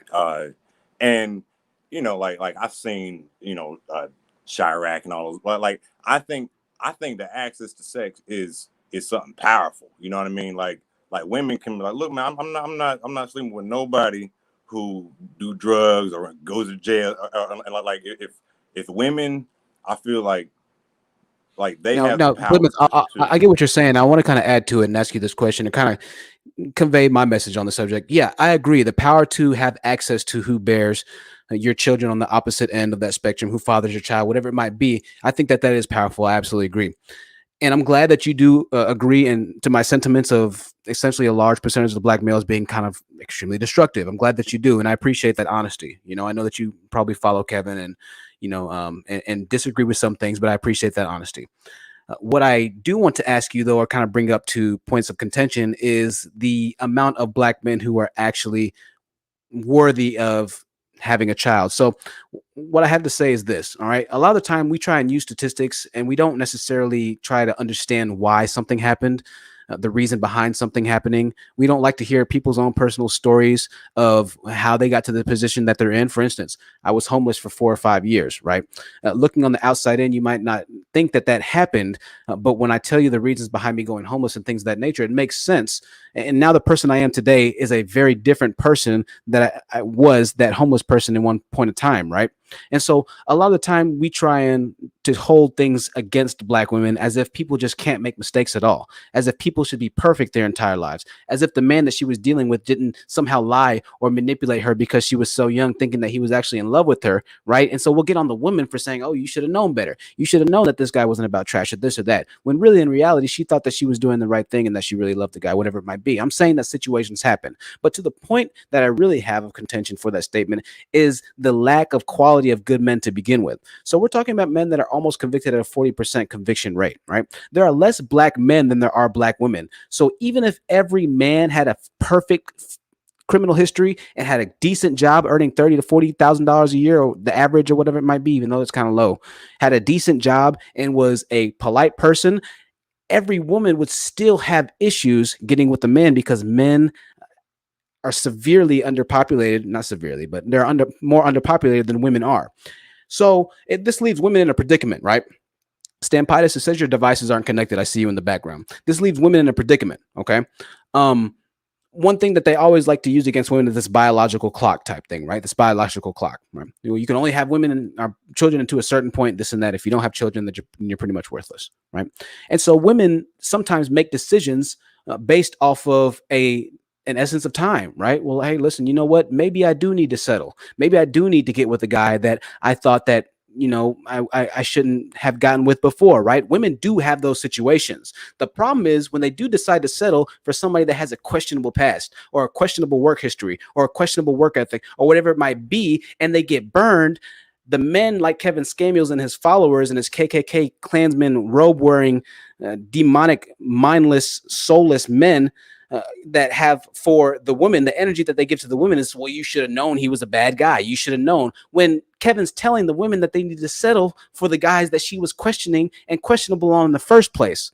This is why I always say black women are damned if they do, they're damned if they don't. They can't win. If they decide to settle for somewhat of a pookie or a semi-pookie and things don't work out, they're demonized. If they try and wait and go for the highest tier guy, they're demonized. What exactly do you want them to do, Plymouth, is my question. Yeah, I definitely don't agree in demonizing, quote unquote, settling. Personally, like my personal truth is, almost 5 years ago, I had a child out of wedlock, and I had a decision to make, and I chose to, I grew up with two parents, so I stuck with the girl. I married her 2 years later. And now we have an apartment with two children, but I understand I'm just one situation. You know what I mean? Not everybody has that situation. There's like, if I don't know Kevin's stance on that, what I do know is and granted, Kevin like very clearly once catered to like a certain group, got notoriety when he changed to a different group, and he's now just catering to that because the numbers are there. So obviously, like Kevin's views, you can acknowledge that, yes, he's essentially just it's blood sport for profit at this point, because most black men want to hear blood sport of black women. That's what it is essentially, right? Sure, but like at the same time, I whether or not I decided to marry or not the girl. Now, here's what I have to say to you, Plymouth, and I'm glad you decided to marry your woman, okay? I really am. Beforehand, she was a statistic, and so are you, and now you're not. Now she's married, and whatever it might be. Listen, I'm happy. I'm all for that, and I'll never hold that against you. I'm proud, and listen, I hope that y'all work out, all right? I really do. But this is the problem, Plymouth, is that if it doesn't work out for you, your wife is going to become a baby mother, a single baby mother, and the community that you actively participate in will directly antagonize women like your wife. And this is the problem that I have. This is the problem I have with men that have a problem with me, because in reality, what I'm telling the community to do is just to have a heart. I'm telling black men to just have a heart, to give people a second chances, to just for God's sakes, try and keep an ounce of humanity for the woman that shares your same skin complexion. But make no mistake about it, the same community that you're a part of will denigrate your wife if she ever becomes your baby mother. And then on top of that, you are actively going to be a participant in that status, in that baby mother epidemic going up. So for you to actually be a part of a community that demonizes black baby mothers, and then to be a part of the community that is creating black baby mothers, is hypocritical. Does that make sense to you? Yeah. Well, no, I don't agree with that. I agree with you in saying that we should not demonize our community. You know what I mean? But it's right. I mean, it's up to me and her. We are married. Like I'm gonna do. Yeah, I understand. And we'll go on, and I'll come back to you. I understand that it is on both sides, right? But at one point, she was a single baby mother. You just happened to marry her, and we've had other men on the channel that still haven't married the father of their children or the mother of their children, right? We do have that as well. Y'all sorry, Stampitis, you can't get a break, man. Listen, I do like having Stampitis on here. I mean, talk about maturity. Stampitis is very mature, and he's very respectable, and so respectful. So I really do enjoy having him on. Stampitis, I know we have some other people in the background. I'll let Stampitis speak because he doesn't necessarily agree. He's been on the channel before, and I want to hear what he has to say. So Taylor Beauty says, "Hi, Stampy." She says, "Bring that to us." So Stampitis, the floor is yours. Actually, man, I think you've put on a great show tonight. You've grown incredibly big, like 500 people in the chat. You should be patting yourself on the back. I actually just really wanted to address Ann Alicia. Like you come with such like, I want to use the word passion, and my question is like, how do you think like attacking Black men, even if everything you're saying is the truth, how do you think that's really gonna work and make them want to change? And I know you're not on the panel. It's not an attack. It's the truth. In 1 second, I want to say Annalisa is not actually in here right now, so I'm gonna take somebody down in 1 second, so Annalisa can kind of come up and defend herself. Dustbuster, I'm gonna take you down for now. I know you haven't said anything in a while. Before I do, though, the poor Black man with the $100 super chat, poor Black man. Lord have mercy. That's a huge donation, and I can't thank you enough for that. Means the world. He says, "Preach." Listen, I'll do the best I can, man. So $100 super chat, absolutely incredible, and I just can't thank you enough, guys. I can't thank you enough. This has been the most successful stream by far, by far. $100 super chat. My goodness, absolutely incredible. Poor Black man. You're not too poor, right? Your name is pretty a pretty contradictory statement compared to your donations. So I appreciate that. I want to hear Dustbuster and what she has to say to that really quickly. Dustbuster, did you want to add anything to the panel? I just want to take you down because I know you're not speaking as much, and I want to clear room for Annalisa to answer that question. Yeah, I'll come back up later. Sure. Thank you, Dustbuster, for joining. Make sure you come back up later. Annalisa, if you are in the chat, Stampitis' question to you was, how do you think that your passion is going to help Black men realize that they need to change? And I'll let Jedi Mike answer on her behalf in 1 second. I think the bigger thing is this, is that somehow Black men, well, I'll let Jedi Mike answer before I answer, right? I'll let Jedi Mike answer. Then Loren will let you answer as well. And hopefully Annalisa can come back up in time if she's in the chat. Jedi Mike, go ahead. I don't turn to respond to his question about wherever passion. I can't, answer for her. But one thing I'd have to say is that as men, especially as Black men, is just like, it's our responsibility to raise our boys to be men. And you complain about like the argument that always come up, like, who's raising Siamese cat, I'll bring you back in a second. Go ahead, Jedi. Like the one of these arguments, like who are raising these boys or these men that women that all these women are complaining about. But you're right. But it's like it takes a real man to actually lead a boy to become a man of high character, high moral. And you talk about high value. Listen, if all I have to leave to my child is just my income and not my wisdom, then I truly failed as a father. Like, you ask that in terms of the when we always talk about high value men or concept of that, and I honestly can't define that for you, because just like what is the real value in is not just in your income. Yes, you can say your income in terms of providing for the family and everything like that, but also you have to come is what comes with the wisdom of that. You can be a rich man and still be mentally broke. So it's also going that makes you even more wealthy than the folks who are in the six-figure range and stuff like that. But I'm saying consistently, we as men have a generational sin. The fact that we have not actually properly train our boys to be men. Is like we have not trained to control their emotions, have level of self-control. We're talking about women control the access to sex. Yes, but I also control the access to my wallet too. And yet a lot of us men, we have a poverty problem. We spend $1 within 6 hours and stuff like that. And you're talking about having something like women. Jedi, I want to say this. I want to say this to your point, not to cut you off. I want to say this to your point because you said something interesting. I want to say this. Yeah, the bigger thing is that I always speak about the dynamics of relationship and men being the yin to the yang, right? A woman takes something and gives you something in return. You give her a house, she gives you a home. You give her your seed, she gives you a baby. A woman is supposed to be emotional. This is the beautiful thing about women, right? When you come home from a hard day, you love the woman's emotions of her saying, "Oh, baby, how was your day?" You want her to coddle you. You want her to treat you this way. You want her to whatever it might be, so you can lay down on her soft breast, right? And so you can be nurtured in reminiscence memories of your mothers and things of that nature, right? So you can't want one part of the emotions of a woman and then reject the other part of emotions from a woman too. Now, the anger that you hear, Stampitis, and I'll answer it really quickly. Huge shout out to Lonnie Renee with the $49.99 super sticker, $50 super sticker. Huge donations tonight, ladies and gentlemen. Thank you so much, Lonnie, for supporting the channel. I can't thank you all enough. We'll have new equipment soon enough. Alexander Brandon with the $5 super chat says, "The honest truth, keep on preaching." Absolutely, Alexander. You know what we're going to do. Hopefully we can have you on soon, Alexander. I know it's a busy chat room tonight. A lot going on, ladies and gentlemen. I'll have a lot of emails and complaints to get to after this stream. I know I will. Kiana M with the $1.99 super chat sticker. Thank you so much, Kiana, for supporting the channel.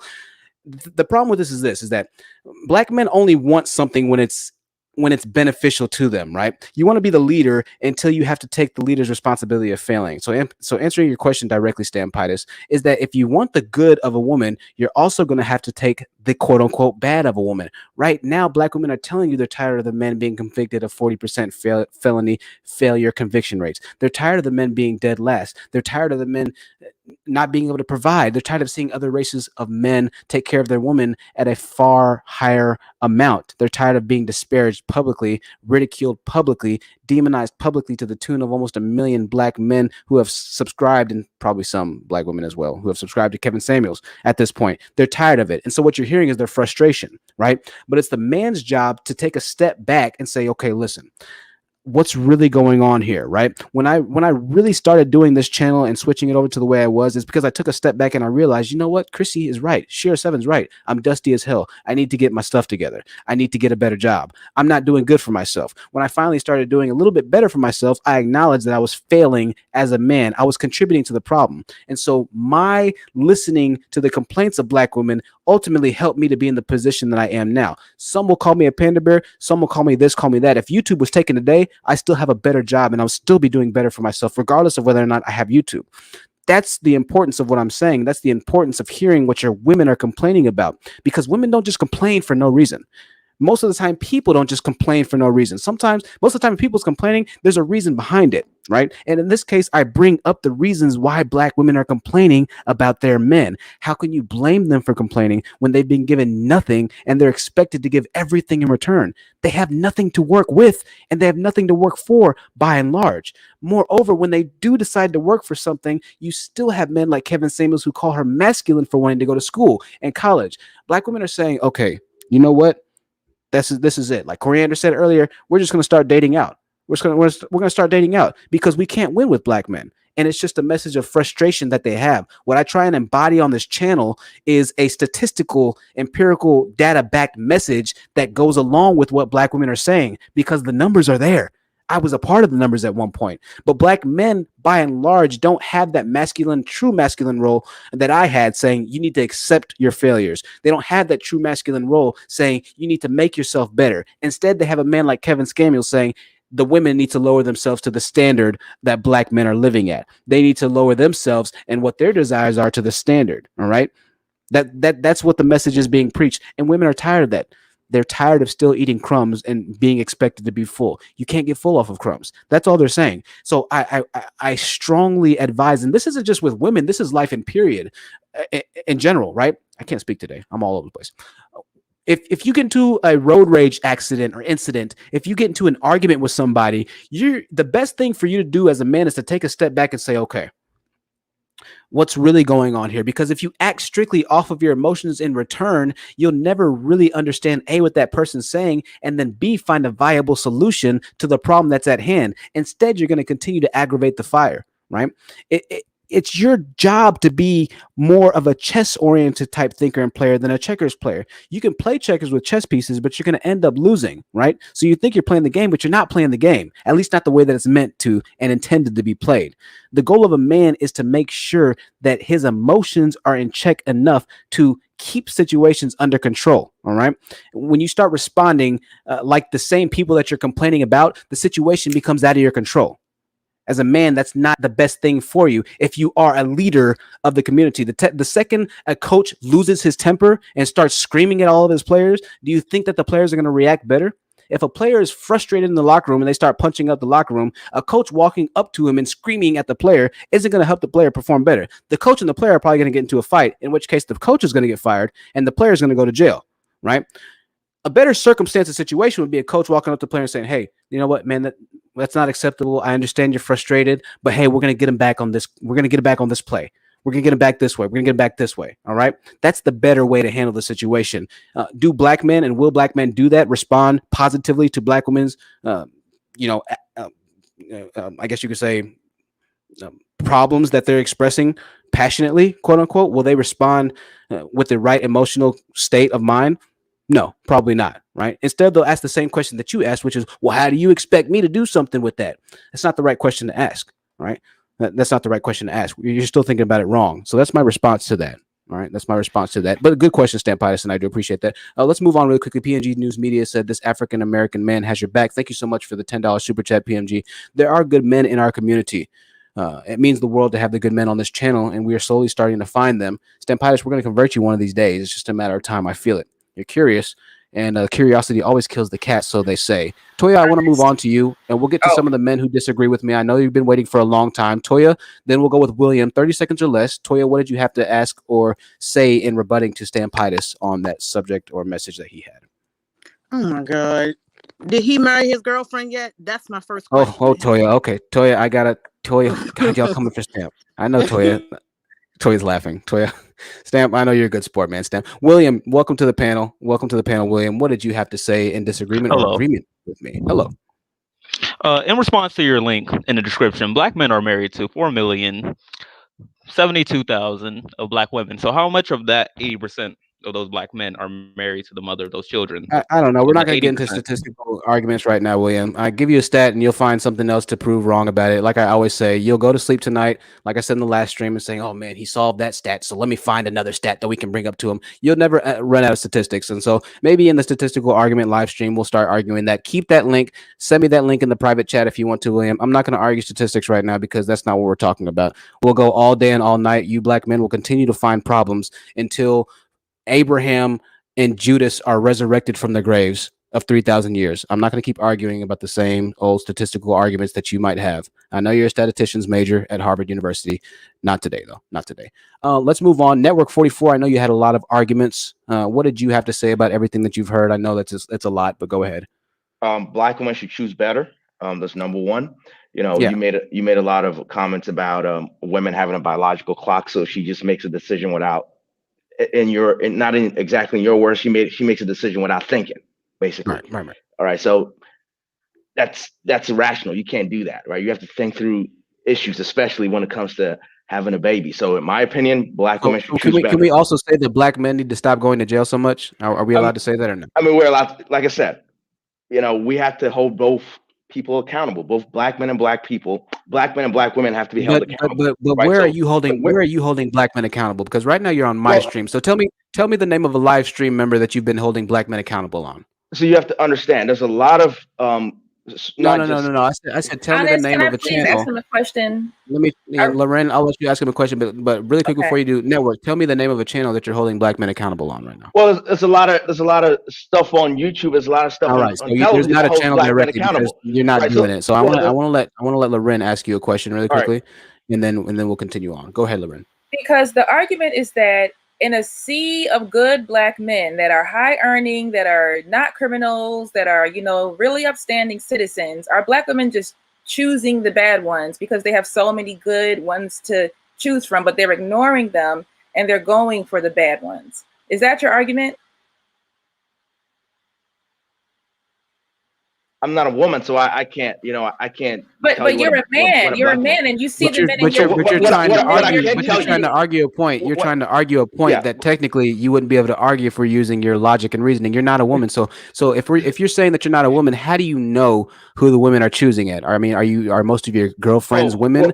And I want you to answer Loren's question. Are you saying that the vast majority of black men are just doing well for themselves and that they're getting rejected? Is that what you're saying? That's not what I'm saying. All I'm saying is women have to choose better. So wait a second. Let's slow this down. Okay. Are you saying that the vast majority of black men are upstanding citizens of society that are doing well for themselves, that as Carrie Linnae says, there are abundance of good men to choose from, even though I just got done telling you that black men are outnumbered by black women to begin with. So the numbers already are disadvantageous to your argument, right? Let's just assume that all 40% of the black felony convicted men didn't have felony convictions. Once again, they would still not be able to wife up every black woman. So the numbers are already against, but now you're taking out almost half of the black men who aren't able to earn a comfortable, livable earning unless they're very strategic or crafty or good with their hands in America. So your argument, and I know you'll fight to the moon comes back until Jesus is risen from the grave again. So we won't be able to convince you at this point. But I'm glad that you said that, because the main fact of the matter is that most of the black men in the black community are dusty. Even the ones who don't have a felony conviction are dusty. Okay, so you want women to choose better, but like the comments say, there are not that many men to choose better from. This is why messages like "divest" from black men are worth speaking to and popularizing, because there aren't many black men who are doing better, worth to go to. If you look at the numbers, there's not a whole lot of black women that are, going out. I know these numbers. We'll continue the numbers until we have a second moon in the galaxy. That was Network 44. We'll always use arguments of empirical data which don't exist, and then after I refute the statistical data with actual data, they'll continue with more statistical data. We'll never end with men like this. So yes, divest, as some of the women who came on the panel said earlier today. If you can, 1000% divest. If you find a great black man, then 1000% get with the great black man. Don't limit yourself to the dust balls that are being thrown in the chat right now, that are being thrown on the panel. Okay.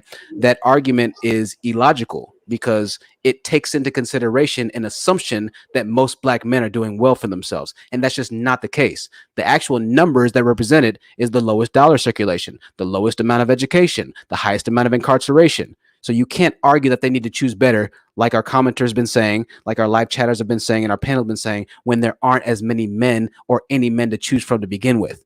That's virtually impossible. Black women are expected to take nothing and make something out of it. You can't do that.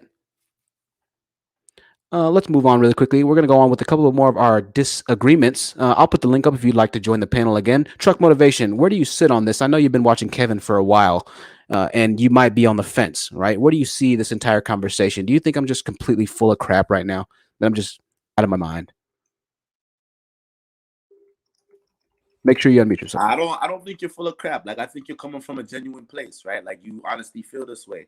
But I do think that, like, it's like a two-way thing. Like this, like that picture that you showed me with the black men. That black woman that's in the picture. Would you say that modern black women look like that black woman in that picture? I would say no too. Black women look way different now. We got a whole new group of black women with long nails and different color hairs. Well, let me say this. Let me say this, Truck. Like so it's a two-way thing. Let me say this, Truck. Have you heard? And yeah, I'll let you respond in 1 second. Whoever just spoke. Have you heard Kevin Samuels disparage black women who choose to get an education? Have you heard that on his live stream? All right, so I'm gonna be honest with you. What he says is the higher your income. No. I want you to be honest with me and answer the question. Yes, sir. Have you heard him disparage women who have higher educations, who do dress like that woman in the picture? Yes or no? Who do have that corporate job? Have you heard him call them masculine? Yeah. Of course. So this is the problem I have. You see, this is the problem I have. Hold on. When women do dress like that woman in the picture and they're wearing a business suit and they're wearing their hair done up or their nails did all the time and they work in corporate environments like some of the women on this channel does, then they're still demonized. Do you understand that? I know you understand that. I know you're muted. My bad. I know you're muted. So for you to say the women don't do this anymore, they do this. And moreover, when they do this, they're still in the wrong. Now, what is your reason that you're getting ready to tell me that Kevin Samuels demonizes women for dressing like the woman in a business suit in the 1960s? What reason were you getting ready to tell me that is reasonable, that's worthwhile, that is fair, that's justified? What is your reasoning for that? The bulbs haven't came out in the 60s. And trust me, if FUBU was relevant in the 60s, they would be wearing FUBU. Bro. You damn right, Lorena.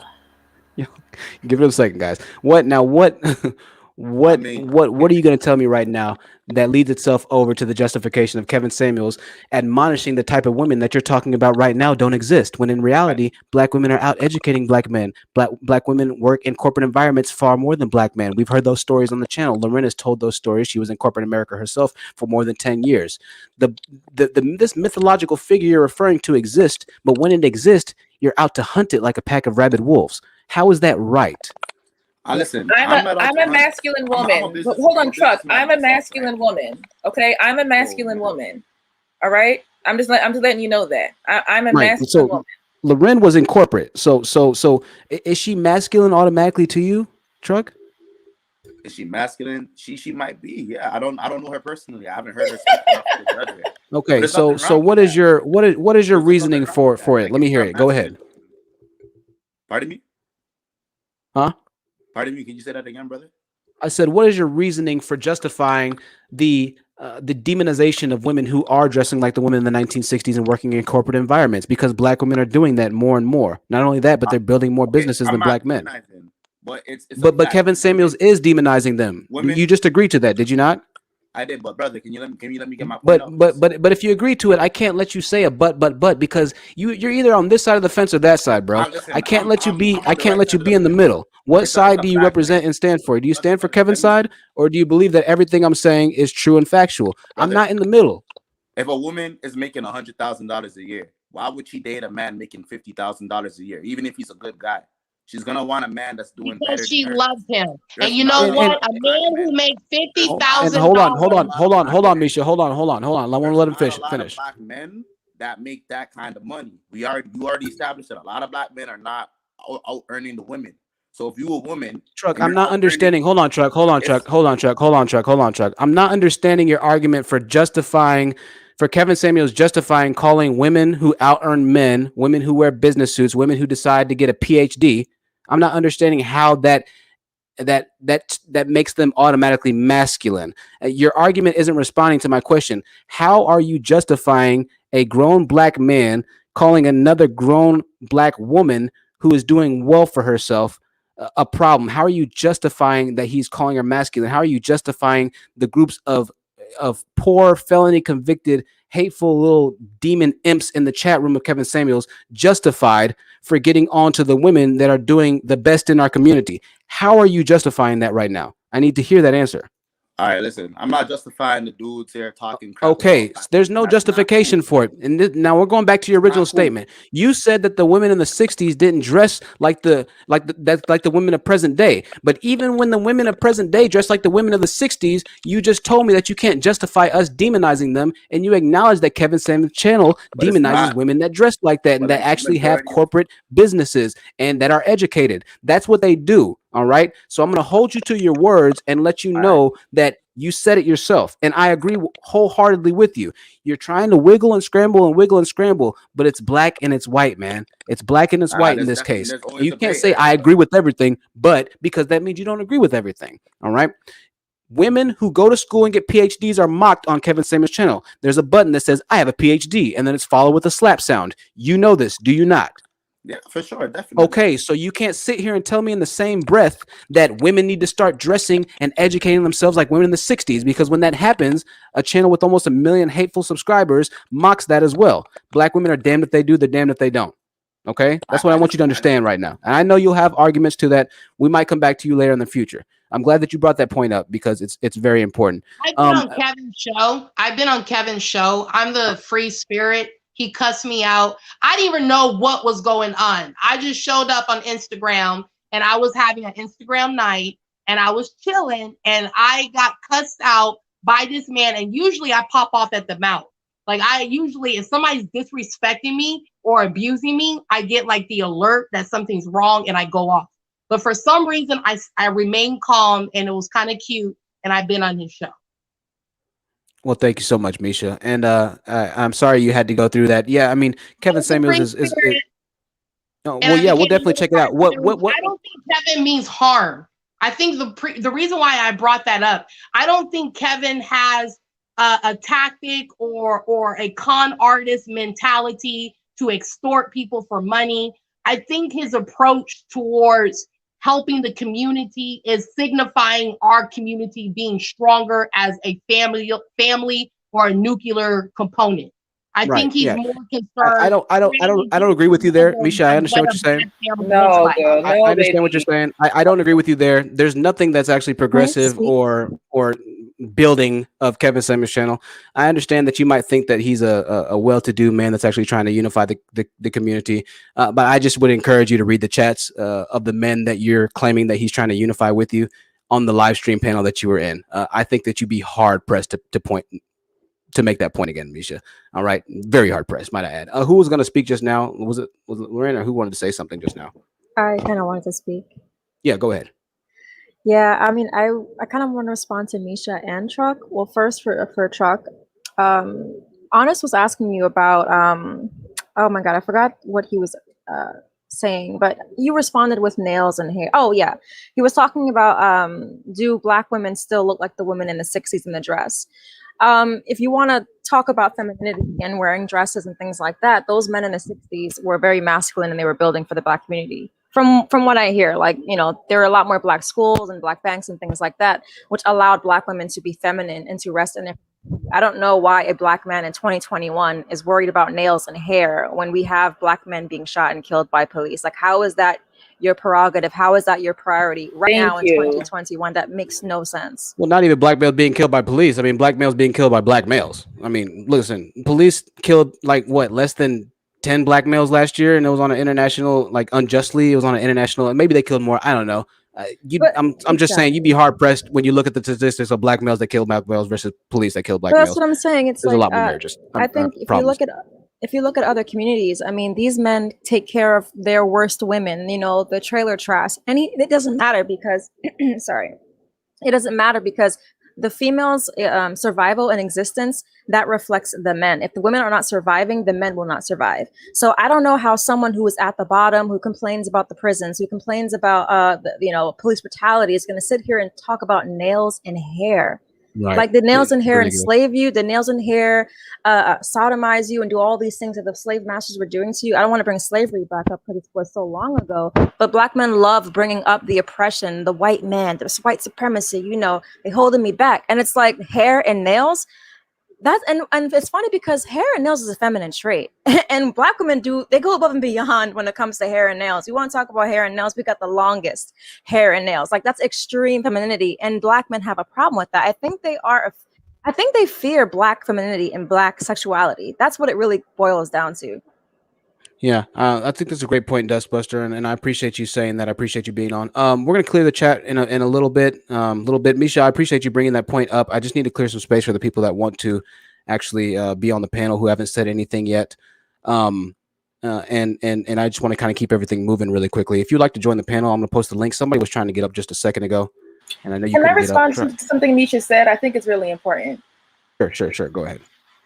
You know, because I think that, you know, for you to say that a man cursed me out, but I don't think he has any ill intent or he didn't have any harm, you know, what's that? Come on.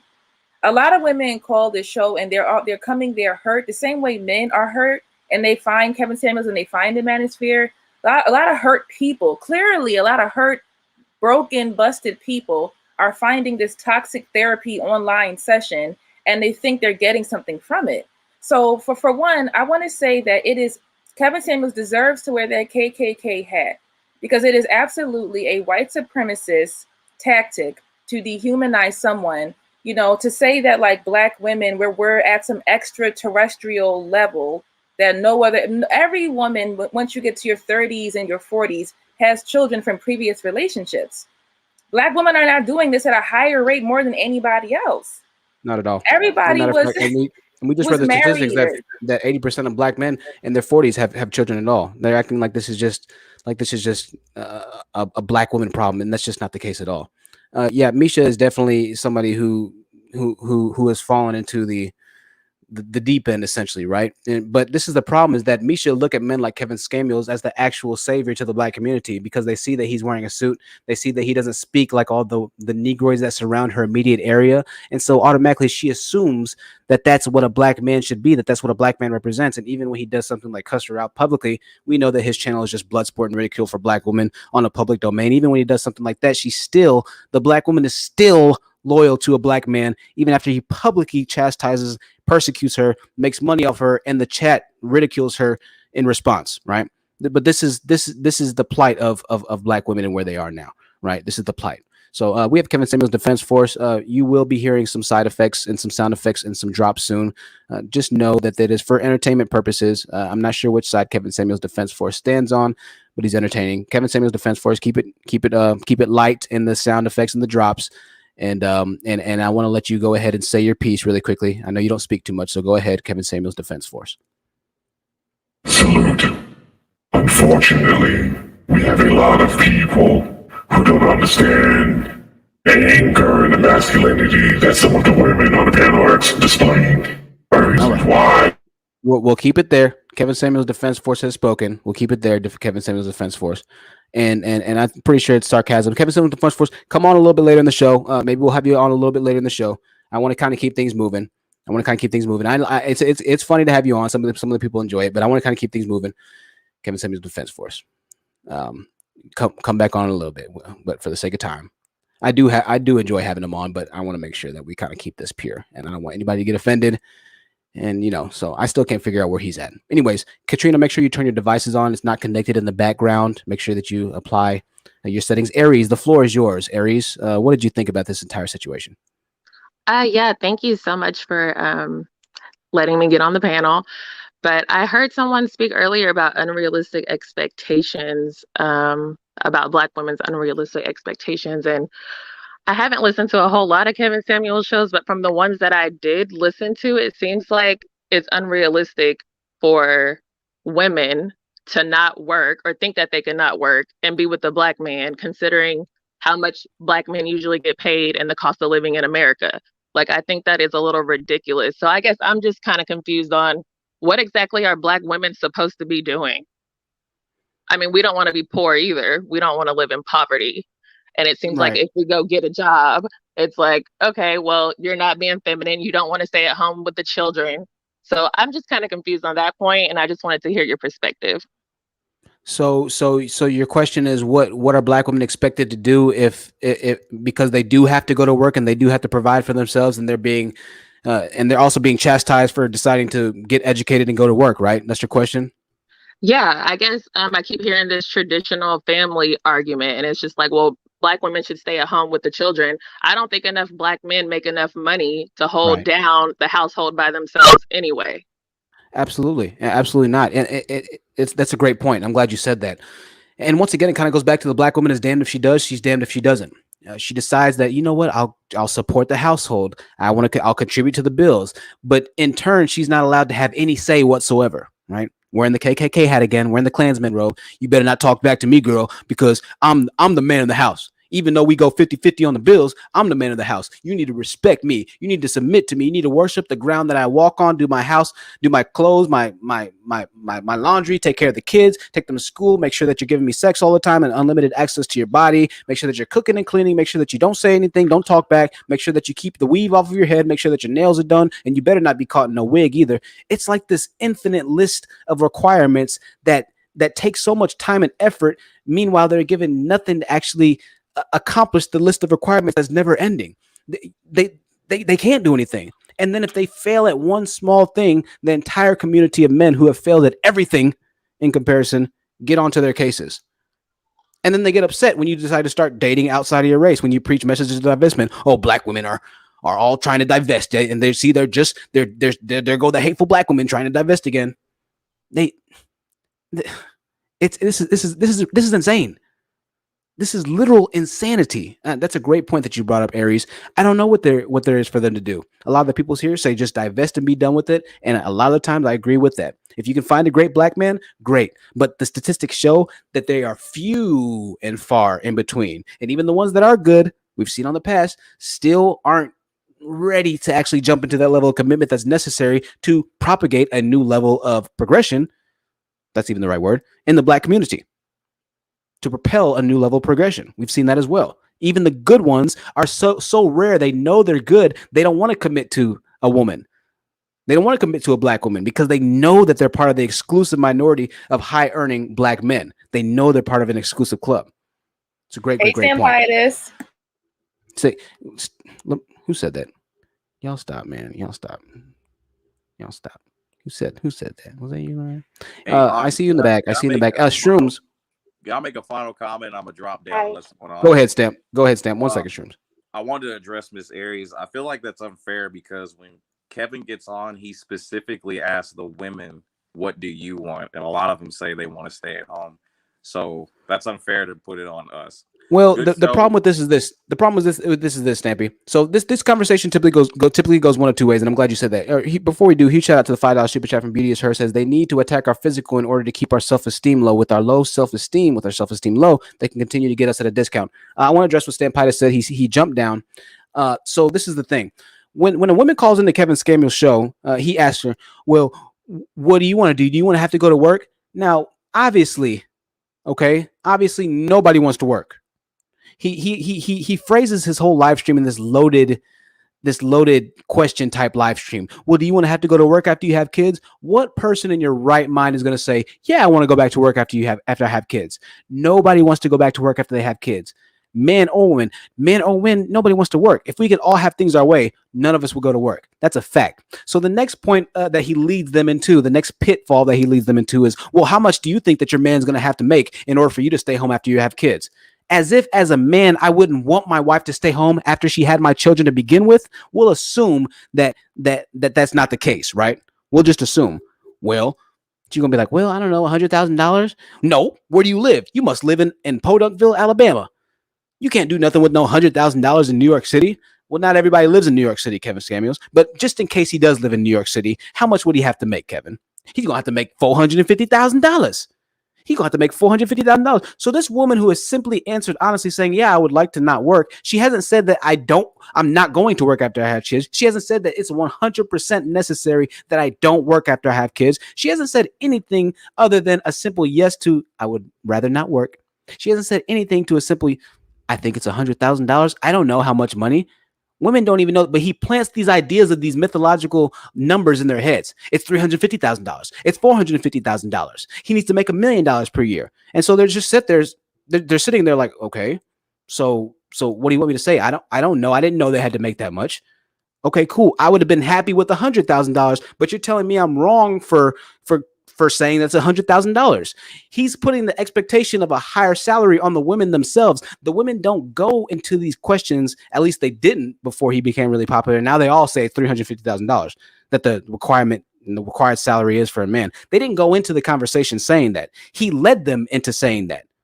Okay, that's a very big point, and I'm gonna prove why that's a big point after I say this. Okay. So after he gets done saying, well, they need to earn $350,000, what percentage of black men do you think earn $350,000? As if the black woman is responsible for the amount of money that the black man is making. As if that's her fault somehow, that the black man, by and large, is not earning $350,000, when she has nothing to do with that in relation to the question. The reason why black men are the least earning is not because black women are stopping them from being the least earning. It's because that black men are the least educated and they're the highest felony convicted. That's why black men are the least earning. So somehow he twists this entire problem into a problem with black women and what they want, when that's not the case. This is the twisted parody of a counseling guidance / outfit counselor that he tries to represent and trying to help the black community with. It's a loaded question. It's a loaded argument that he has with them. Okay. So now they're sitting here saying, I didn't ask for any of this, but you're telling me this is exactly what I need and that I can't get it because the men don't offer that. When in reality, I just said that I wanted a man that made $80,000 to $100,000 and that I could at least have enough time, maybe a year or so before I had to go back to work, because having a child is a very arduous and strenuous process on the physiological body of a woman, right? That's all that they're saying there. And a man should want that same thing for the mother of his child. But he doesn't address that, right? He doesn't address that. He makes it seem that it's selfish that a woman wants to have the ability to stay at home and take care of the child that the man impregnated her with. Somehow that's the woman's fault for not wanting to go right back to work, or for wanting a man that can provide her a lifestyle, God forbid, to where she can actually raise a child in America under a comfortable house, under a comfortable roof, with comfortable amenities, and not have to stress because she has enough stress trying to raise the child, because she has enough stress being the least desired, quote unquote, even though they're not, minority in America, because she has enough stress dealing with the child as is. Right? It's this very twisted argument that takes place inside of his mind and on these live stream panels. Right? I've heard women get on there and say, I'd be okay with the man making $50,000 a year. I don't have no problem with that. And Kevin will still double back and say, well, you should have a problem with that, because that means you're going to have to go back to work. So there's a problem being created out of no problem, essentially. All she called in to say was, hey, I just want a man that can meet me where I'm at. I make $60,000 a year. I'm in corporate. I just want some tips on how to get a better man. And then we go back to that slave trade talking mentality. Well, how tall are you? Because your height matters in relation to getting a man, obviously, right? Well, how much do you weigh? How much this and that? Now, a lot of the guys are saying, obviously, it matters how much you weigh and this and that. Yes, I agree. If you're severely obese, you're going to have a hard time getting women. If you're a man that's severely obese, you have a hard time getting women. or men if that's your preference. If you're a woman that's severely obese, you're going to have a hard time getting men. But I can guarantee you that a severely obese man has a harder time getting women than a severely obese woman has a harder time getting men. It's easier for a severely obese woman to get men than it would be for the inverse. All right? That's a fact. Okay? It's easier for women to get men, period. That's a fact. All right? That's just a fact. And so these points of contention are planted in the argument themselves when they were really never there to begin with. If she wants a least earning or a little earning or a less earning man, it's a problem because he can't provide the lifestyle that she wants. If she wants the man that can provide the lifestyle that she wants, it's a problem because the men don't make the money to make that lifestyle for her. You're damned if you do, you're damned if you don't. That's why I say it's nothing but blood sport. It's nothing but blood sport at this point on his channel. That's all. I want to welcome Shrooms to the panel. Then we'll go to 504 Empress, then Alexander Brandon. Shrooms, thank you for the patience. The floor is yours. Hi. Hi guys.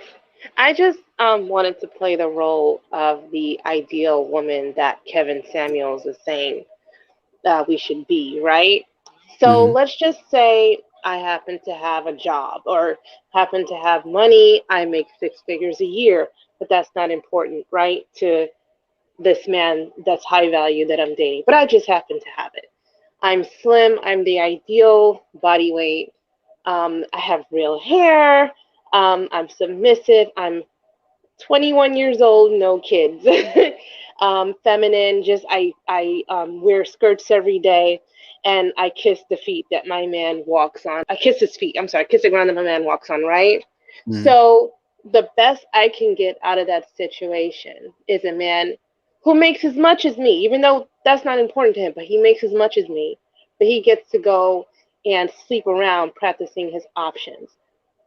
Where's the good deal in that for us as the perfect Kevin Samuels wife? Right. Yeah, that's a great point. There is no good deal because according to his logic, if a man is a high value man, then you're going to have to just deal with certain adverse realities of that relationship. You're going to have to deal with the fact that he has plenty of options and that he might cheat on you every once in a while, right? But that's just what comes with a high value man. He's literally said this on his panel. People will come on this channel and act like he's trying to build the community. Someone that's trying to build the community does not promote the idea of infidelity and try to normalize the idea of infidelity. All right. He said this plenty of times on his platform that, hey, a woman calls in. She says her husband cheated on her. He'll ask her first, what did you do? Did you cheat first? She says no. He says, okay, well, did you forgive him? She says, yes, but I'm having a hard time dealing with it. And we divorced. Well, why'd you do that? You were married 10 years. You couldn't work it out. So this idea that somehow the black woman, once again, needs to just be the punching bag. They need to be the dirty rag that's expected to be sprayed with bleach and then clean all the dirt off the floors. And then as a result, you look at the floor and you say, man, that's a beautiful floor. And then you just throw the rag away as if the rag didn't contribute at all to clean that floor, right? You just throw the rag away. That's what black women are in this sense, right? Even when they do good, like Shroom said, even when they are that mythological, stereotypical, perfect, high value woman, at the end of the day, even if she's paired with a high value man, the ball still isn't in her possession. The rules still aren't in her favor for the simple fact that the high value man is far less prevalent than a high value quote unquote women. Right. And taking it a step further, in these red pill channels, on these red pill spaces, they always give recognition to women's youth, quote unquote, being the status symbol to their value. Right. Well, when a woman's born, all she has to do is just walk around and exist and she can get guys. Right. We've talked about this, how men seem like they want to be women. They're jealous of women. They're jealous of women's ability to live an easier, quote unquote, life because they're women and they truly are the ones with the power. They truly are the prize, even though these black men think that they're the prize. That it's really the women that are prize, right? We said this before. There's no woman that pays a black man for her time, but black men will always pay women for their time. Men in general, not just black men, will always pay women for the time. This has been the oldest business since the dawn of time, right? So we know that women have the power. What Kevin's trying to do is somehow transfer the power over to the men in this case and make it seem like the woman still doesn't have power in a situation to which she would still have full power and authority, and trying to normalize taking away women's power in that situation and somehow making it seem like it's her fault for trying to live and be in a relationship with moral and integral values, with not allowing a man to cheat on them because they can get another man somewhere else, right? Say, oh, why'd you leave that man? You think you'll be able to find another husband? You think you'll be able to do this and that? It's fear tactics. It's manipulation. But the older women don't go for it. And that's why Kevin has a problem with these older women. That's why the pedosphere always talks about getting younger women, because they can tell a younger woman that, a younger girl that, who's younger in the mind, who is fear driven, who is more emotionally driven, who isn't rationally thinking. They can get over on that BS with young girls. They can't get over on that BS with women, because women know and they've seen the game. Right. And so a lot of women that call in, he'll be like, oh, well, you're not even listening. And he'll do the little salute and try and prove his point. See, these women are uncooperative, and these women are this, and these women are that. Well, yeah, I think they should be uncooperative if you're telling them that they need to get back with a husband who cheated on them, if he's not even a high value, quote unquote, husband to begin with. Nevertheless, or nonetheless, if he is a high value earner, that's just preposterous. That's ridiculous. And let's not forget that we also have to remember, because I'm a Black woman, my face is ugly, right? According to the golden ratio that he talks about, I'm completely unattractive, but I have the ideal body size, right? So I'm so fortunate to have this Black man who's with me despite my inherent ugliness, right? But I have a nice body and I'm submissive and feminine, but I still have to maintain a high self-esteem, even though I know that my man thinks I'm ugly, right? Right, exactly. Can I just add to that real quick, Honest? Because I think that that's exactly what Kevin wants you. That's why. So this is not about the Black community. This is not about building Black women up. No, it is not. It is about crushing your self-esteem and getting you to believe that your place is to eat out of a man's hand and be thankful for it and do so with a smile on your face. It's about you lowering your standards. Like the guy up here already said, if they can just lower their standards, instead of telling men to rise to the occasion, the strategy here is to get you to lower your standards and fall for that BS. And some women are actually doing that. But thank God we have women that are, hearing the dog whistles and seeing the fact that Kevin wants to take things back to a time when women had to depend on men for everything.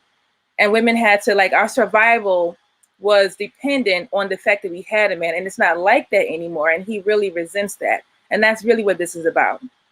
Absolutely. So well said, Lauren. So well said. $9.99, $10 super chat from Wild and Regal TV. She says Kevin Samuel's show is for narcissistic, antisocial, and sociopathic men and women who have severely low self-esteem and lack critical thinking skills. Any intelligent, self-respecting person can see through him. Yeah, I think that's one of the great comments of the night right there. Right, one of the great comments of the night. The problem is that almost to the tune of 1 million subscribers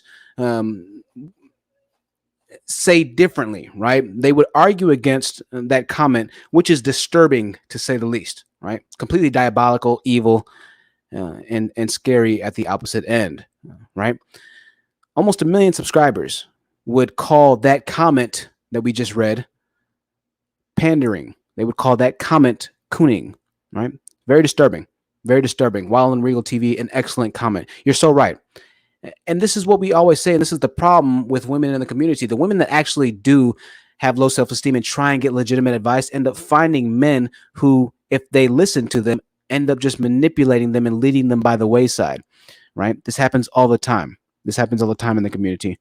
And it's very disturbing and very tough for young girls who don't have a true masculine father figure in their life. For young people who don't have a truly masculine father figure in their life, to go out and find people who are just 100% interested in their actual benefit, in their actual prosperity in life, who don't want anything in return, who aren't seeking to exploit them for anything that they have, for their bodies or whatever it might be. It's very difficult in our society and Black communities for young people to find true mentors, because most of them, the large amount of them, are stuck in the ways of men like Kevin Samuels and Coach Greg Adams and this or that. Kids don't have the role models anymore. It's very tough for them. I want to say one thing, and I see a couple people, and I see some new people. I'll let you speak in 1 second, 504, and then Alexander, and then A, count up Billy's. Ruby Carter says, I was really beginning to think that everybody was a moron. Thanks for this video. Not a problem. Not a problem, Ruby. We'll save that for another. Live. What I was going to say. Minnie Moon said, I am scared for our young girls. As am I. God forbid that I try and tell men that they need to do better for their future daughters. Instead, they'll come to my panel and tell me that I'm a coon. A 504 Empress, I want you to go ahead and speak. Try and keep it quick, guys. 30 seconds or less. I appreciate your patience. The floor is yours. Oh, thank you. I want to say he keeps going back. Kevin Samuels always goes back to Big Mama and your granddaddy and all of this. And Grandma did that because she didn't have a choice. She didn't have opportunities or education in order to take care of herself and her children. So she had to stay there with this man that was sleeping around. All right. Yeah, I think that's a great point, and I want to give a huge shout out really quickly. Thank you so much for that 504 Empress. For the people who donated on Cash App, shout out to Melinda for the $30 donation, and for Pinky for the $15 donation. Thank you so much again for those donations, ladies who have donated. It means the world. Means the world. I'll put those links again if you would like to. You're not obligated or not required to donate. If you feel led, then by all means, I am not going to stop you. Everything that you do donate will be reinvested back into the channel to get a clearer channel. A clearer video. I'm trying to get a nicer camera. It's a Sony A6100. Kind of expensive. It's about $800. I think the one I'm looking at is $700. And so we can get a clearer live stream and better quality for y'all. But your donations directly go to support that. So thank you so much. I think that's a great point 504. And once again, it's just another way for Black men to regain control. They feel like they're losing control, right? They feel like they're just kind of falling by the wayside. They know that they need to get their stuff together, but rather than acknowledge that, they would just take the little bit of control that they feel like they have left, which is to control Black women, which is to find a slave, essentially, in this case, which is to find somebody that can coddle their demented emotional state, right? And Black women are tired of that. Black women are tired of that. So I want to go ahead and move on to Alexander Brandon. Alexander, try and keep it really quickly tonight. Alexander, I want you to say it and try to keep it quick. The floor is yours, Alexander. Okay. By the way, hi everybody. Hello. Yeah, and here's the thing. The way Kevin Samuels is doing these things. Here's the thing.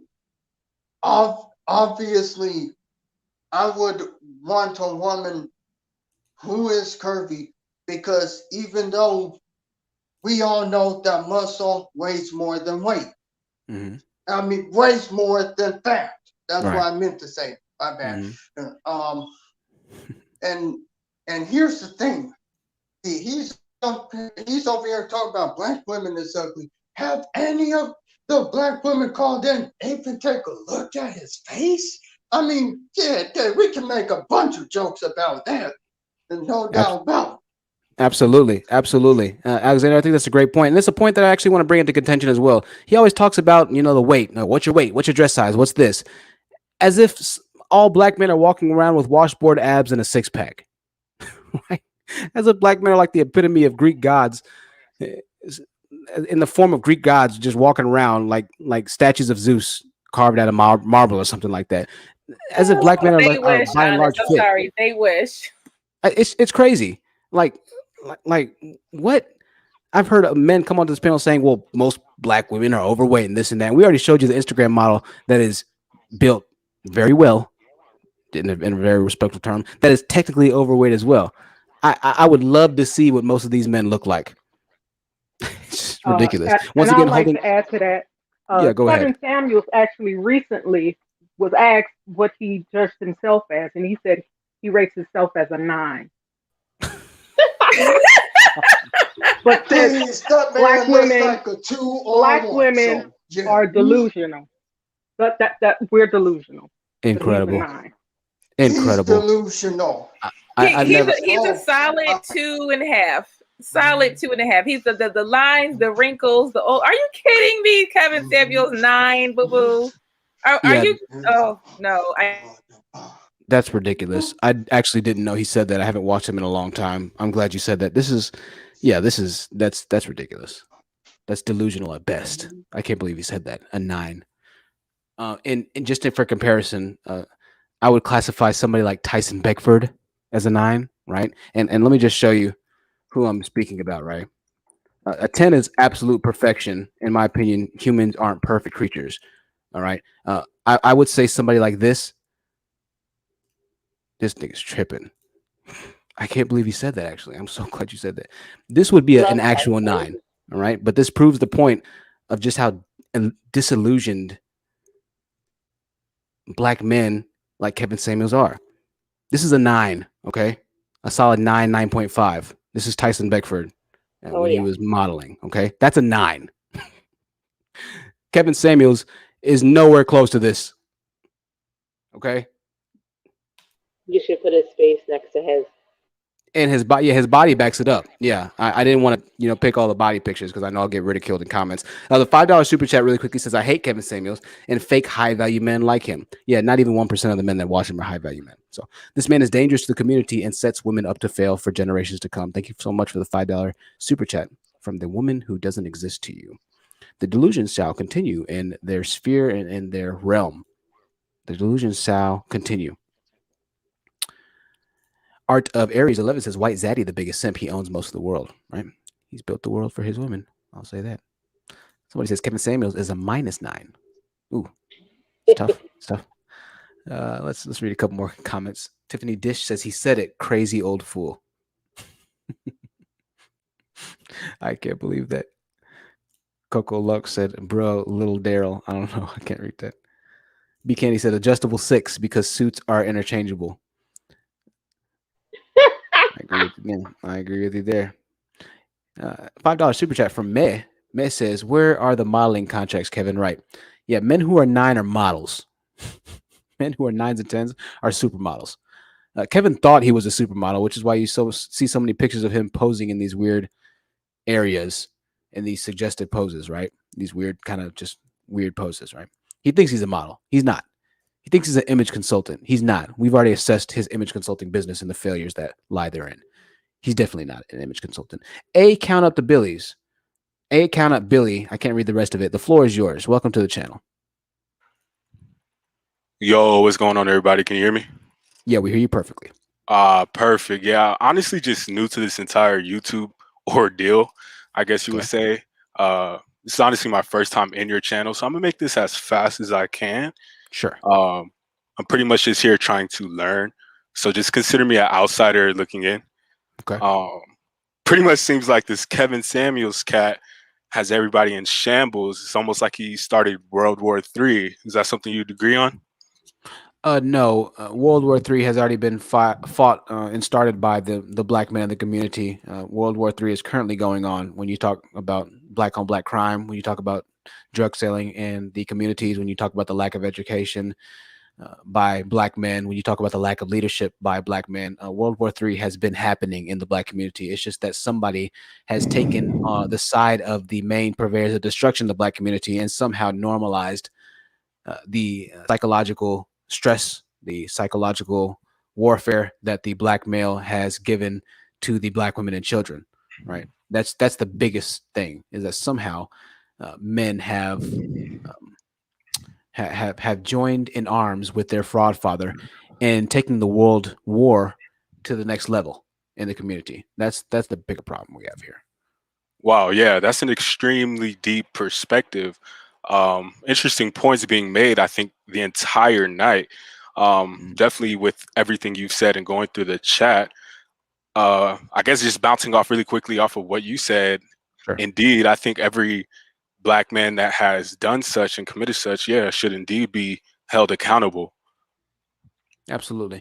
Absolutely. And listen, I'm a black man myself. I don't like to say a lot of the things I say, but just because I don't like to say something doesn't mean that it's not true. I've used this example. When I walk into a department store and I walk with my backpacks, a lot of the time they tell me I need to leave my backpack at the front because I'm a black man with dreadlocks and I have a backpack on at the store. In reality, I always have a backpack on because I did music for a long time. And so I used to carry a laptop and headphones and things of that nature. And I find backpacks convenient, like a purse for a woman. It's just convenient to put stuff inside, right? I enjoy having backpacks. I have a lot of backpacks, expensive backpacks. It's one of my hobbies. I don't have that many. I have like 5 backpacks. One nice one that my parents bought back from Florence, Italy.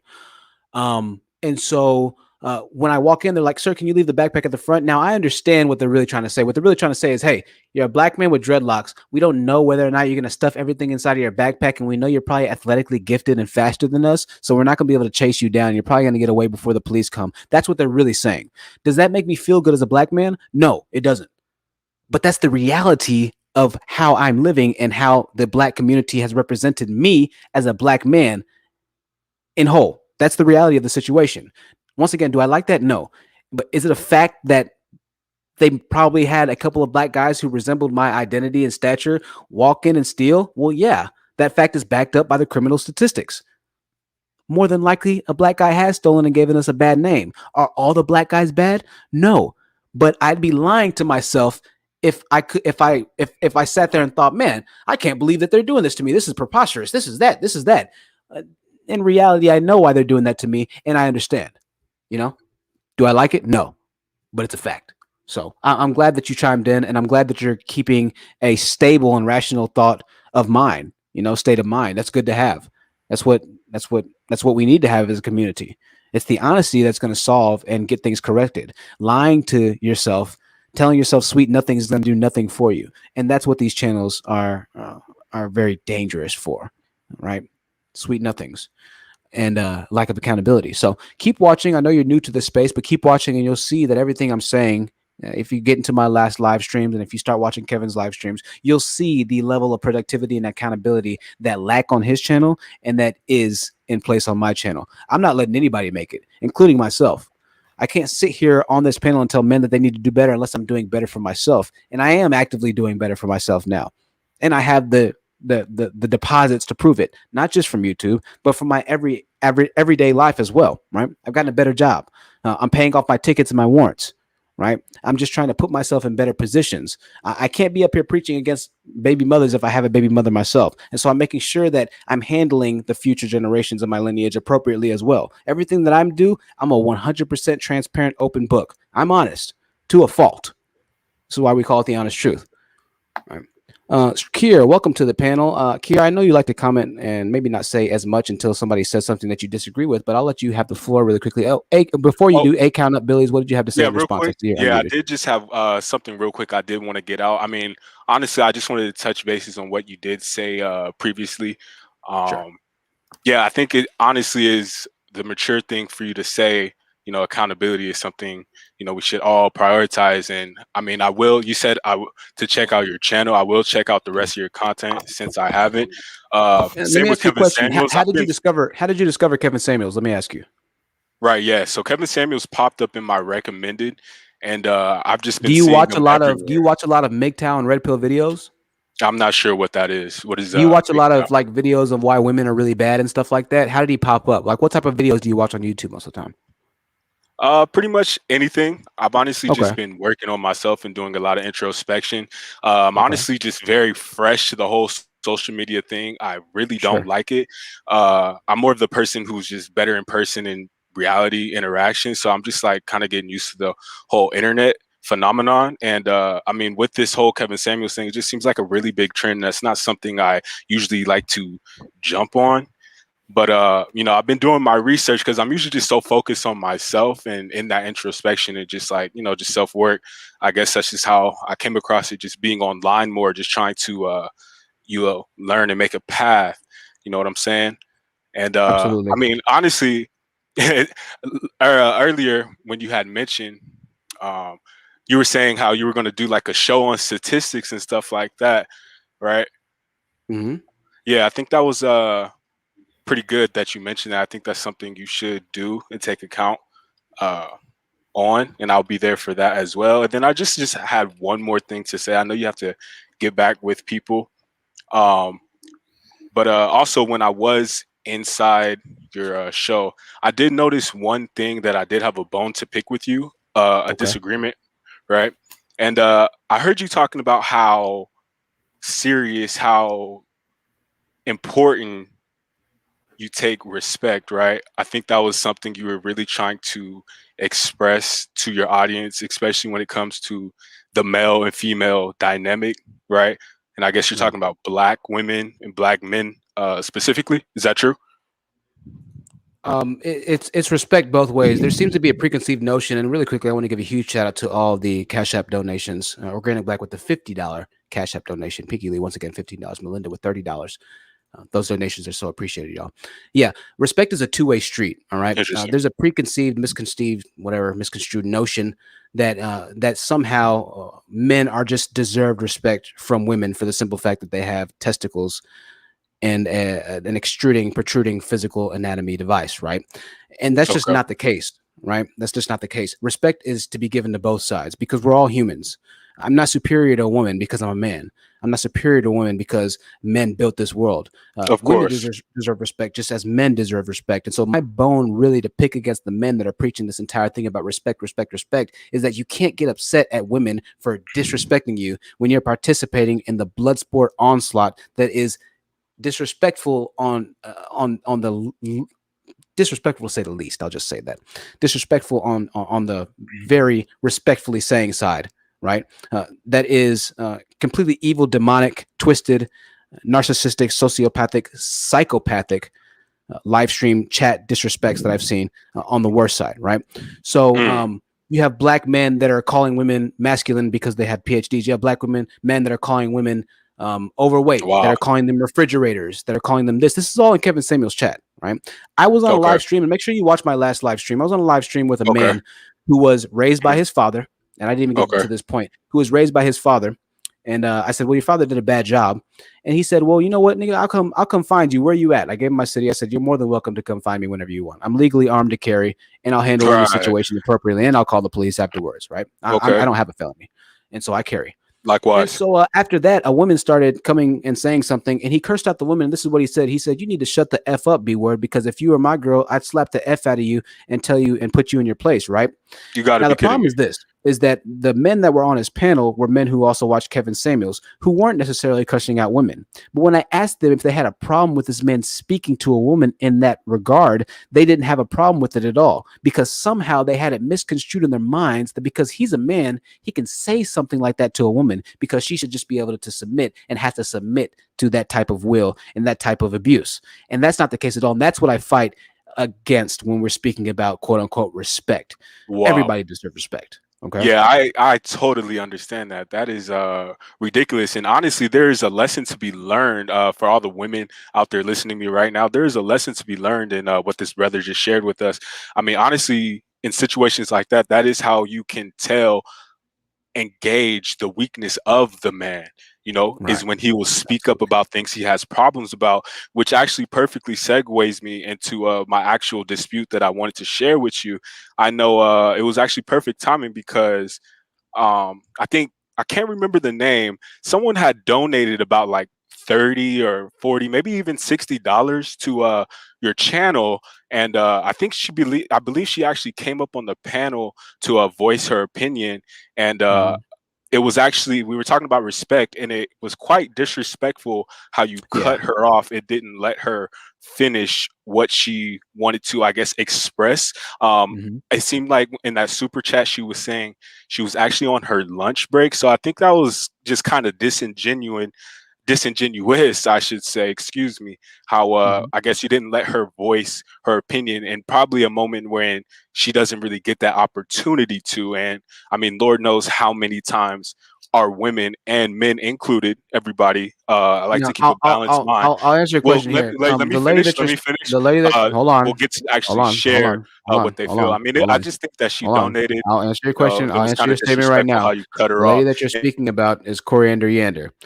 She has been on this channel. She hasn't been here for a long time. We supported her channel, and I've been supporting her for a very long time. And she tried to make it a point that the reason that I have 1,000 subs to begin with is because of the connection that she provided to me and Eddie Adheem. If you go watch my past live streams, you will see Eddie Adheem's YouTube channel in the comment box below, as far as channels that we support here. All right. So what you're going to try and do is misconstrue somehow my argument and try and twist my argument and me cutting her off, when in reality, the same thing that I told you before, I'll tell you again. Respect is a two-way street, okay?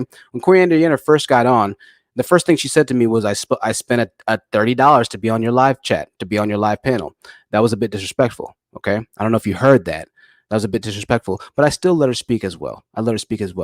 However, she also, aside from her history of being disrespectful on this channel, I know you're new to this channel, so you don't know that, right? I know you're new to a lot of this. You don't know what's going on, but I'm going to inform you, all right? She's been on this channel plenty of times and has spoken plenty of times and has been disrespectful on other occasions as well. You just happened to come on to the panel when she was on, when I decided to not let her just completely rule in her disrespect. I said, you know what? We're going to let it go tonight. I let her speak. I didn't check her fully when she Okay, was so I was disrespectful to definitely me, muted right? that whole time. That's some bitch shit. So what I was saying was, if it was definitely Right. Well, there you go. You can go ahead and see your way out. I encourage you to take up arms with your fraud father and continue failing in life, just as he will and the rest of your What? cohorts and minions. All right. So just how quickly that he changed like that. It's Yeah, somewhat that of a was a troll. real quick change. Honest, what was that? Well, it's a man that doesn't have control of his emotions. When you tell a man who doesn't have his control of his emotions something that he doesn't agree with, the switch goes off, right? All of a sudden, it's like, oh, well, you know what? F you then. F you Honest, then. can I please say Right? something right now? Because men Sure. always say you need to choose better, but I want to point out how he presented himself like a calm human being. You know, Right. and look at how men flip when they get upset. How you Right. can't always see into the future and know exactly Absolutely. what's going to happen. I also want to point out, yes, Coriander was up here before, and I remember one time she was real rude to me, and like we were just on the panel talking, and she decided to come for me a little bit, and I was like, you know, I don't really go back and forth with people, but I was just like that. What she did was kind of unnecessary then, and what she did tonight Absolutely. was unnecessary. Like she came on like, you know, if you're at work, then maybe now it's not the best time to be coming on the panel, right? Right. As if Like, you somehow it's my know, problem that she's exactly. on her You're at lunch shift. work. Now's And not I the best kick people time. off before she came on. I kicked people off repeatedly so she can so she can get on. I took people down and tried to get her on the best I could because I felt bad that she was donating, and she still had smoke when she got on the panel with me. So past that, I'm not going to bar anything. I let her speak, and at the disrespect on the women on the panel towards yourself. And I remember that, Lorraine. I'm glad you said that. And I didn't mean to cut you off, Lorraine. Go ahead, if you want to finish up that thought and that statement. Oh no, that was pretty much it. Absolutely. And the commenters are saying that, you know, she had an entitled persona as well. Yeah, she did. Yeah, she was disrespectful, you know, and I'm sorry. I let you speak. I let you speak longer than I probably should have. I'm just not going to keep letting you speak disrespectfully. I mean, I want to say she did come on trying to check the women on here. Like, you know, you need to, like, I understand, like, you know, you think that we shouldn't waste time and energy, but I don't waste time and energy all the time. Like, Uppity always asks me why I don't have a YouTube channel, because I don't have energy for this all the time. I can only put out so much of this type of energy to this type of crowd. And I don't want to be taking this in all the time either. So when we're on this channel, we express ourselves, and don't tell somebody how to express themselves when someone says something to them that they find disrespectful or rude, or when a man says you should have chose better, or, oh, I love black women, but every black woman they all have baby mamas. Well, if you're talking to a 37-year-old black woman, she probably has a child from a previous relationship, just like a white woman would, or a Hispanic woman would, or an Asian woman would. So, like, I don't know what this thing is about putting us into a separate, you know, extraterrestrial category when all women, you know, date men and have children. And I want to, I think it's a good point, Lorraine. I appreciate you saying that. I want to read this comment really quickly. Piki says, these are the self-proclaimed, Jesus, nice guys. They're no different than the F-boys. The nice guys acts only last so long. And this is why I always say it's really important that we don't just label all single mothers or label all divorcees or whatever it might be as bad people, because what you just saw was a prime example of a man who seemed to have everything all together, seemed to be well thought out, even though he didn't really know much about the subject matter at hand, nor the channel which he was commenting to or in reference to as well, but seemed to at least be mentally balanced. And then just like that, the flip of the switch, right? Sometimes women get into situations with guys and these guys are nice, they're talkative, they're friendly up front. And by month 2 or month 3, the act starts to go away a little bit. And these women give them the benefit of the doubt. They roll it out, just as I kind of listen to them for a little bit longer. They roll it out, and then something bad happens, right? And the women are sitting there saying, man, this guy's so different from the guy I just met. You know, I don't know what to do. And they're confused, right? But black men and men in general place the blame on the women for that as well. Women are damned if they do in this situation. They're damned if they don't, right? Just like that, things can switch and flip on you. And God forbid you're the woman that gets the wool pulled over her eyes. $20 super chat from Get Out There Girl and Just Divest. I love that name. It's very harmful or hurtful to know black men want to harm us, especially when most of us have a loyalty to them. Of course, it's not all, but it's getting difficult to know who is who at this point. Please see last male caller. Absolutely. Absolutely. That's a prime example just how quick things can switch on you. Just like that. Your entire situation is shaken, turned upside down like a snow globe, and just shaken. And you're left there trying to pick up the pieces like, whoa, what the heck just happened? What was that all about? All of a sudden you're calling me, you're saying that was a bitch ass move. Man, that was pretty quick. That's all it took to get you to the point, to show your true colors. It only took you 5 minutes for the act to finally fade away. That was pretty quick. Hey, at least it didn't take us 5 months to realize what side of the fence he stood on. And that's why Kevin Samuel's channel was recommended to him, right? That's why it popped up in his recommendation, because the analytics saw that, you know what, you're so thrown off of a person, we're going to go ahead and recommend you to the prime group of your compadres. We're going to recommend you to the person that we know will incite and continue to throw off your personality disorders that you have, will continue to garnish hatred in your heart. So we're going to recommend you to Kevin Samuels. That's why it popped up in his recommended feed. And that's why I asked him, how did you stumble upon him? Because I'm not getting the connection here. Well, at the end of that conversation, I understood why Kevin Samuels was recommended to him. It makes sense. D-Walk says, with a $10 super chat, first time watcher listener, much respect, but I think we're missing the major points from Kevin Samuels. Do better, get better results. Goes for men and women. Yeah, well, when's the last time you heard Kevin Samuels speaking to men on a live stream? Honest truth. Super chat me that answer if you can, and I'd love to respond back. Oh, you don't have to super chat it, just chat it. Yeah, Katrina. Okay.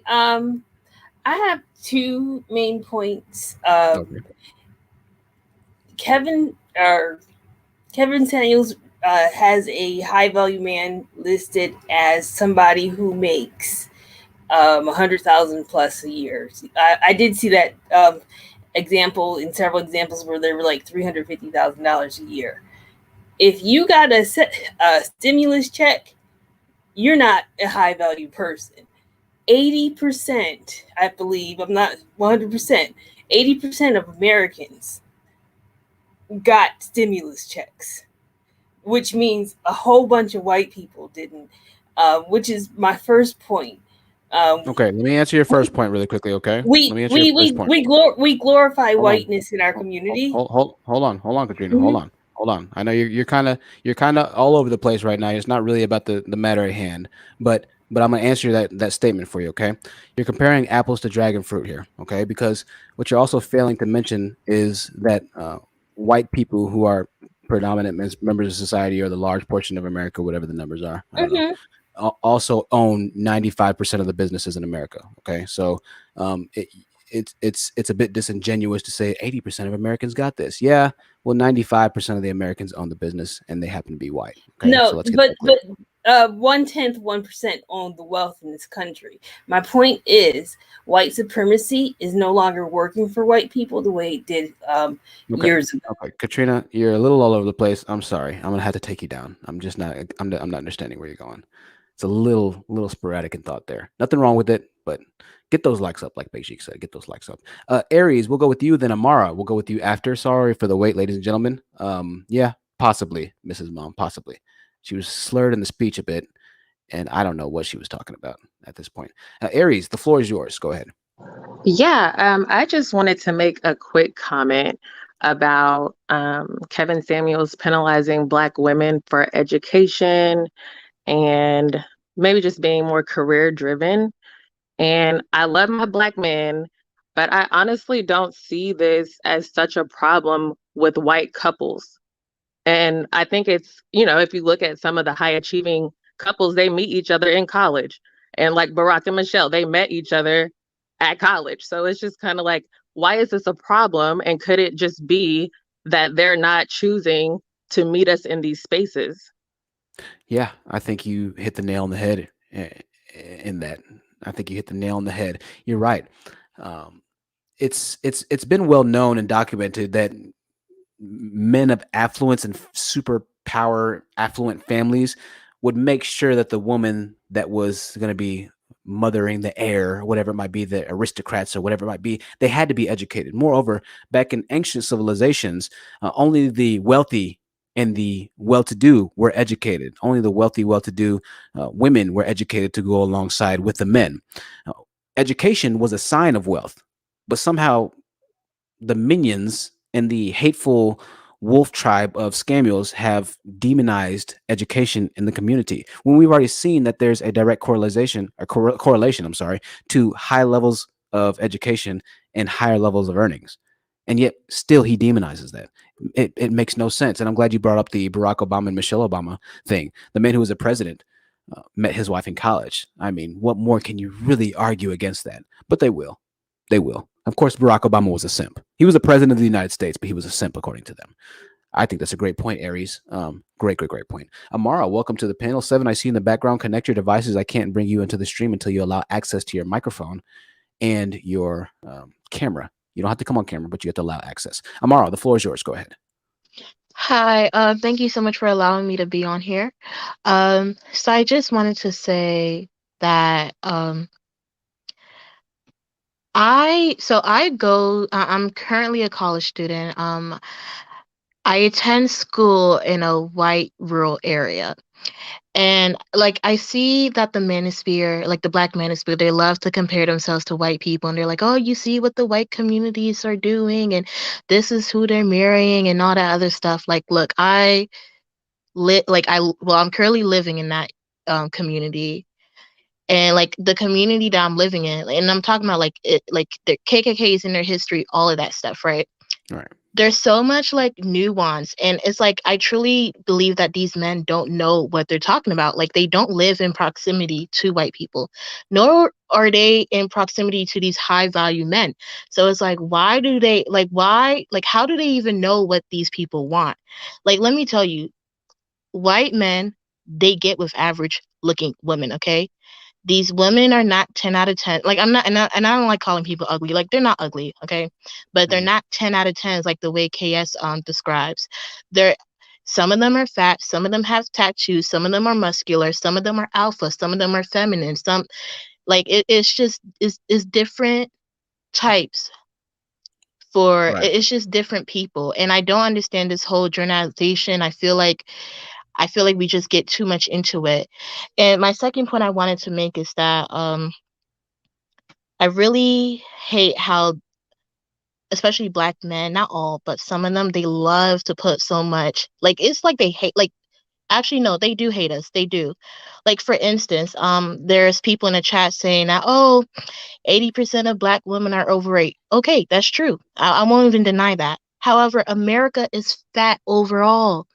There's fat people everywhere, okay? Yeah, White people are fat. I'm sorry, go on. No, and to your problem, I mean, we've already kind of discussed the overweight thing. I mean, I showed you how most big booty Instagram models are overweight as well, technically, because overweight is a but standard. why It's like, make it specifically a black woman's issue is my thing. right. Just like Well, with the marriage rates. great point. Marriage rates is dropping for everybody. Why make Right. that a black issue? It's not a Well, black issue. I'll tell you why, Mara. I'll tell you why, and that's a great question. I'm glad that you asked that question. I'll tell you why. It's because making the issue predominantly about black women relinquishes them of any accountability and responsibility to admit their failures in the community. When they make the problem about women, it takes the light off of the problems that they themselves have in the community as well, right? And so it's a hypocritical argument, because in one breath they're saying we want to be the leaders, we want y'all to follow us, but in the same breath they're also saying, but most of the responsibility for the reason that the black community is the way it is because of black women, right? And so you have the leaders shifting blame onto the people that they're supposed to be leading, which is just completely backwards, right? And so everything they do is a hypocrisy. Everything they do is a hypocrisy. They say one thing, but their actions are completely different, right? And I'm glad that you said that. The reason that they do it once again is because it takes the light off of the skeletons that are in their closet, and it makes them feel better about the failures by and large that the largest failing group of minority men in America are currently exhibiting in their communities. That's why they do it, right? That's why they do it. Amar, the great question there, the great question. Ladies and gentlemen, we're going to kind of wrap this up a bit. We've been on for 3 hours and 15 minutes. 590 something people, I think, watching at one point. That's a new record for us. I want to thank everybody. I'm not going to necessarily do final words at this point, but I want to thank everybody for being on the panel. This was a big one. This was a big one. We were kind of all over the place in some areas. I tried to control it as best as I could, but with a growing channel, a growing live panel, and a growing live stream, we're going to get that sometimes, right? The minions showed up. The simps for another man showed up. And they're still here. King Jaja's still here. The man should change himself to the honest simp, right? They're still here. I appreciate all the new watchers. Alf J says, new watcher, good stuff. Learning IT says, this was awesome. Shui says, just got here. Sorry, Shui. My apologies. Make sure that you catch it on replay. The live chat will be playing. If you catch this on replay, it'll be like you're here with us. Also, if you want to participate in discussions, make sure that you join the Discord link. The Discord link is in the live chat. We do have Portia moderating the Discord as well. Make sure that you're on topic and on discussion. Click that link, discord.gg, download the app, and go ahead and go over there, because after we get off the live stream, we typically have some conversations. You can do voice conversations, you can text, whatever it might be. You're in the community with us as we are offline. Also, the link tree has a lot of the apps that you can use to support the channel, as well as some of the other social media apps, as well as the Reddit, if you would like to hop onto the Reddit. I want to give a huge shout out to all of the donators to the channel. The poor black man with another $5 donation that he just gave, saying this channel needs 1 million subs. Thank you so much. I can't thank y'all enough for the donations. It means the world. You're the reason why, once again, we are hitting the algorithm and why we are growing. The metaphorical war has started. We are onward marching and progressing until we get to 1,000 live viewers, 2,000 live viewers, 5,000, 10,000, and beyond. And make no mistake about it, just as I've promised you that we'd get here so far, we will get to the beyond level. It's just a matter of time at this point. The thing about truth and light is that no matter where the darkness is, light will always prevail, no matter where it is. And there's a very dark light on the black community right now. But even in the darkest light, just a shimmer of pure light, of white light, can light up a very large area. We're the light, and we're getting ready to shine the light on the true problems and the darkness of the black community. They can continue to hate. They can continue to mock, envy, whatever they might be for us, but it's only a matter of time. It's only a matter of time. Ladies and gentlemen, I can't thank you enough for being here. I'm going to go ahead and remove everybody, because if I end the panel, it'll be kind of awkward. I'll just be looking at everybody here. So I'm going to remove everybody from the stream. I can't thank y'all enough. Loren for being on the panel and always contributing her time. Dustbuster for being on the panel and always contributing her time. Alexander Brandon, always contributing your time. Shrooms, always contributing your time. Kier, I know you didn't get to say too much this time, but definitely next time, Kier. And Aries for always contributing your time. I hate to just kick everybody off. I really do. But I need to make sure that actually, I'm not too pressed in my time right now. I'm not going to lie. But I know it would take a while if we had everybody give their final words. So usually we do. Don't hate me this time, y'all. Don't hate me this time. I'll make sure that we do that next time. I really will. I'll make sure we do that next time. Thank you for the patience in my stuttering of words. Tonight was a lot worse than usual. Kenyana Fultz with the $5 super chat says, thank you for being you. Thank you for thanking me for being me. I appreciate, and it's an honor to be in the community to be able to be the panda bear for you. Organic Beck says, yes, we love pandas. I love pandas too. Everybody likes panda bears. I didn't know they were such a bad thing, right? Everybody loves the cute, cuddly bears that roll down hills and falls out of trees. I love them, panda bears. I love them. You know, they're awesome in Asia. I thought panda bears were cool. They're black and white, right? We have black and white people in the United States. I don't know. Y'all are the best. Be safe, ladies and gentlemen. I know these live streams can be depressing. Try not to dwell too much on them in your free time. We will be back in a couple of days. I've already done research for my next live stream broadcast. I'm trying to decide whether or not I should tell you what it's about. I can't tell you what it's about because I give it too much away. We might not focus too heavy on Kevin Samuels, but I might just throw him in the name so we can save a few more lost souls out there that might perish without hearing us and our revelations. Get out there, grow, and divest with the $20 super chat. Says, awesome show. Thank you.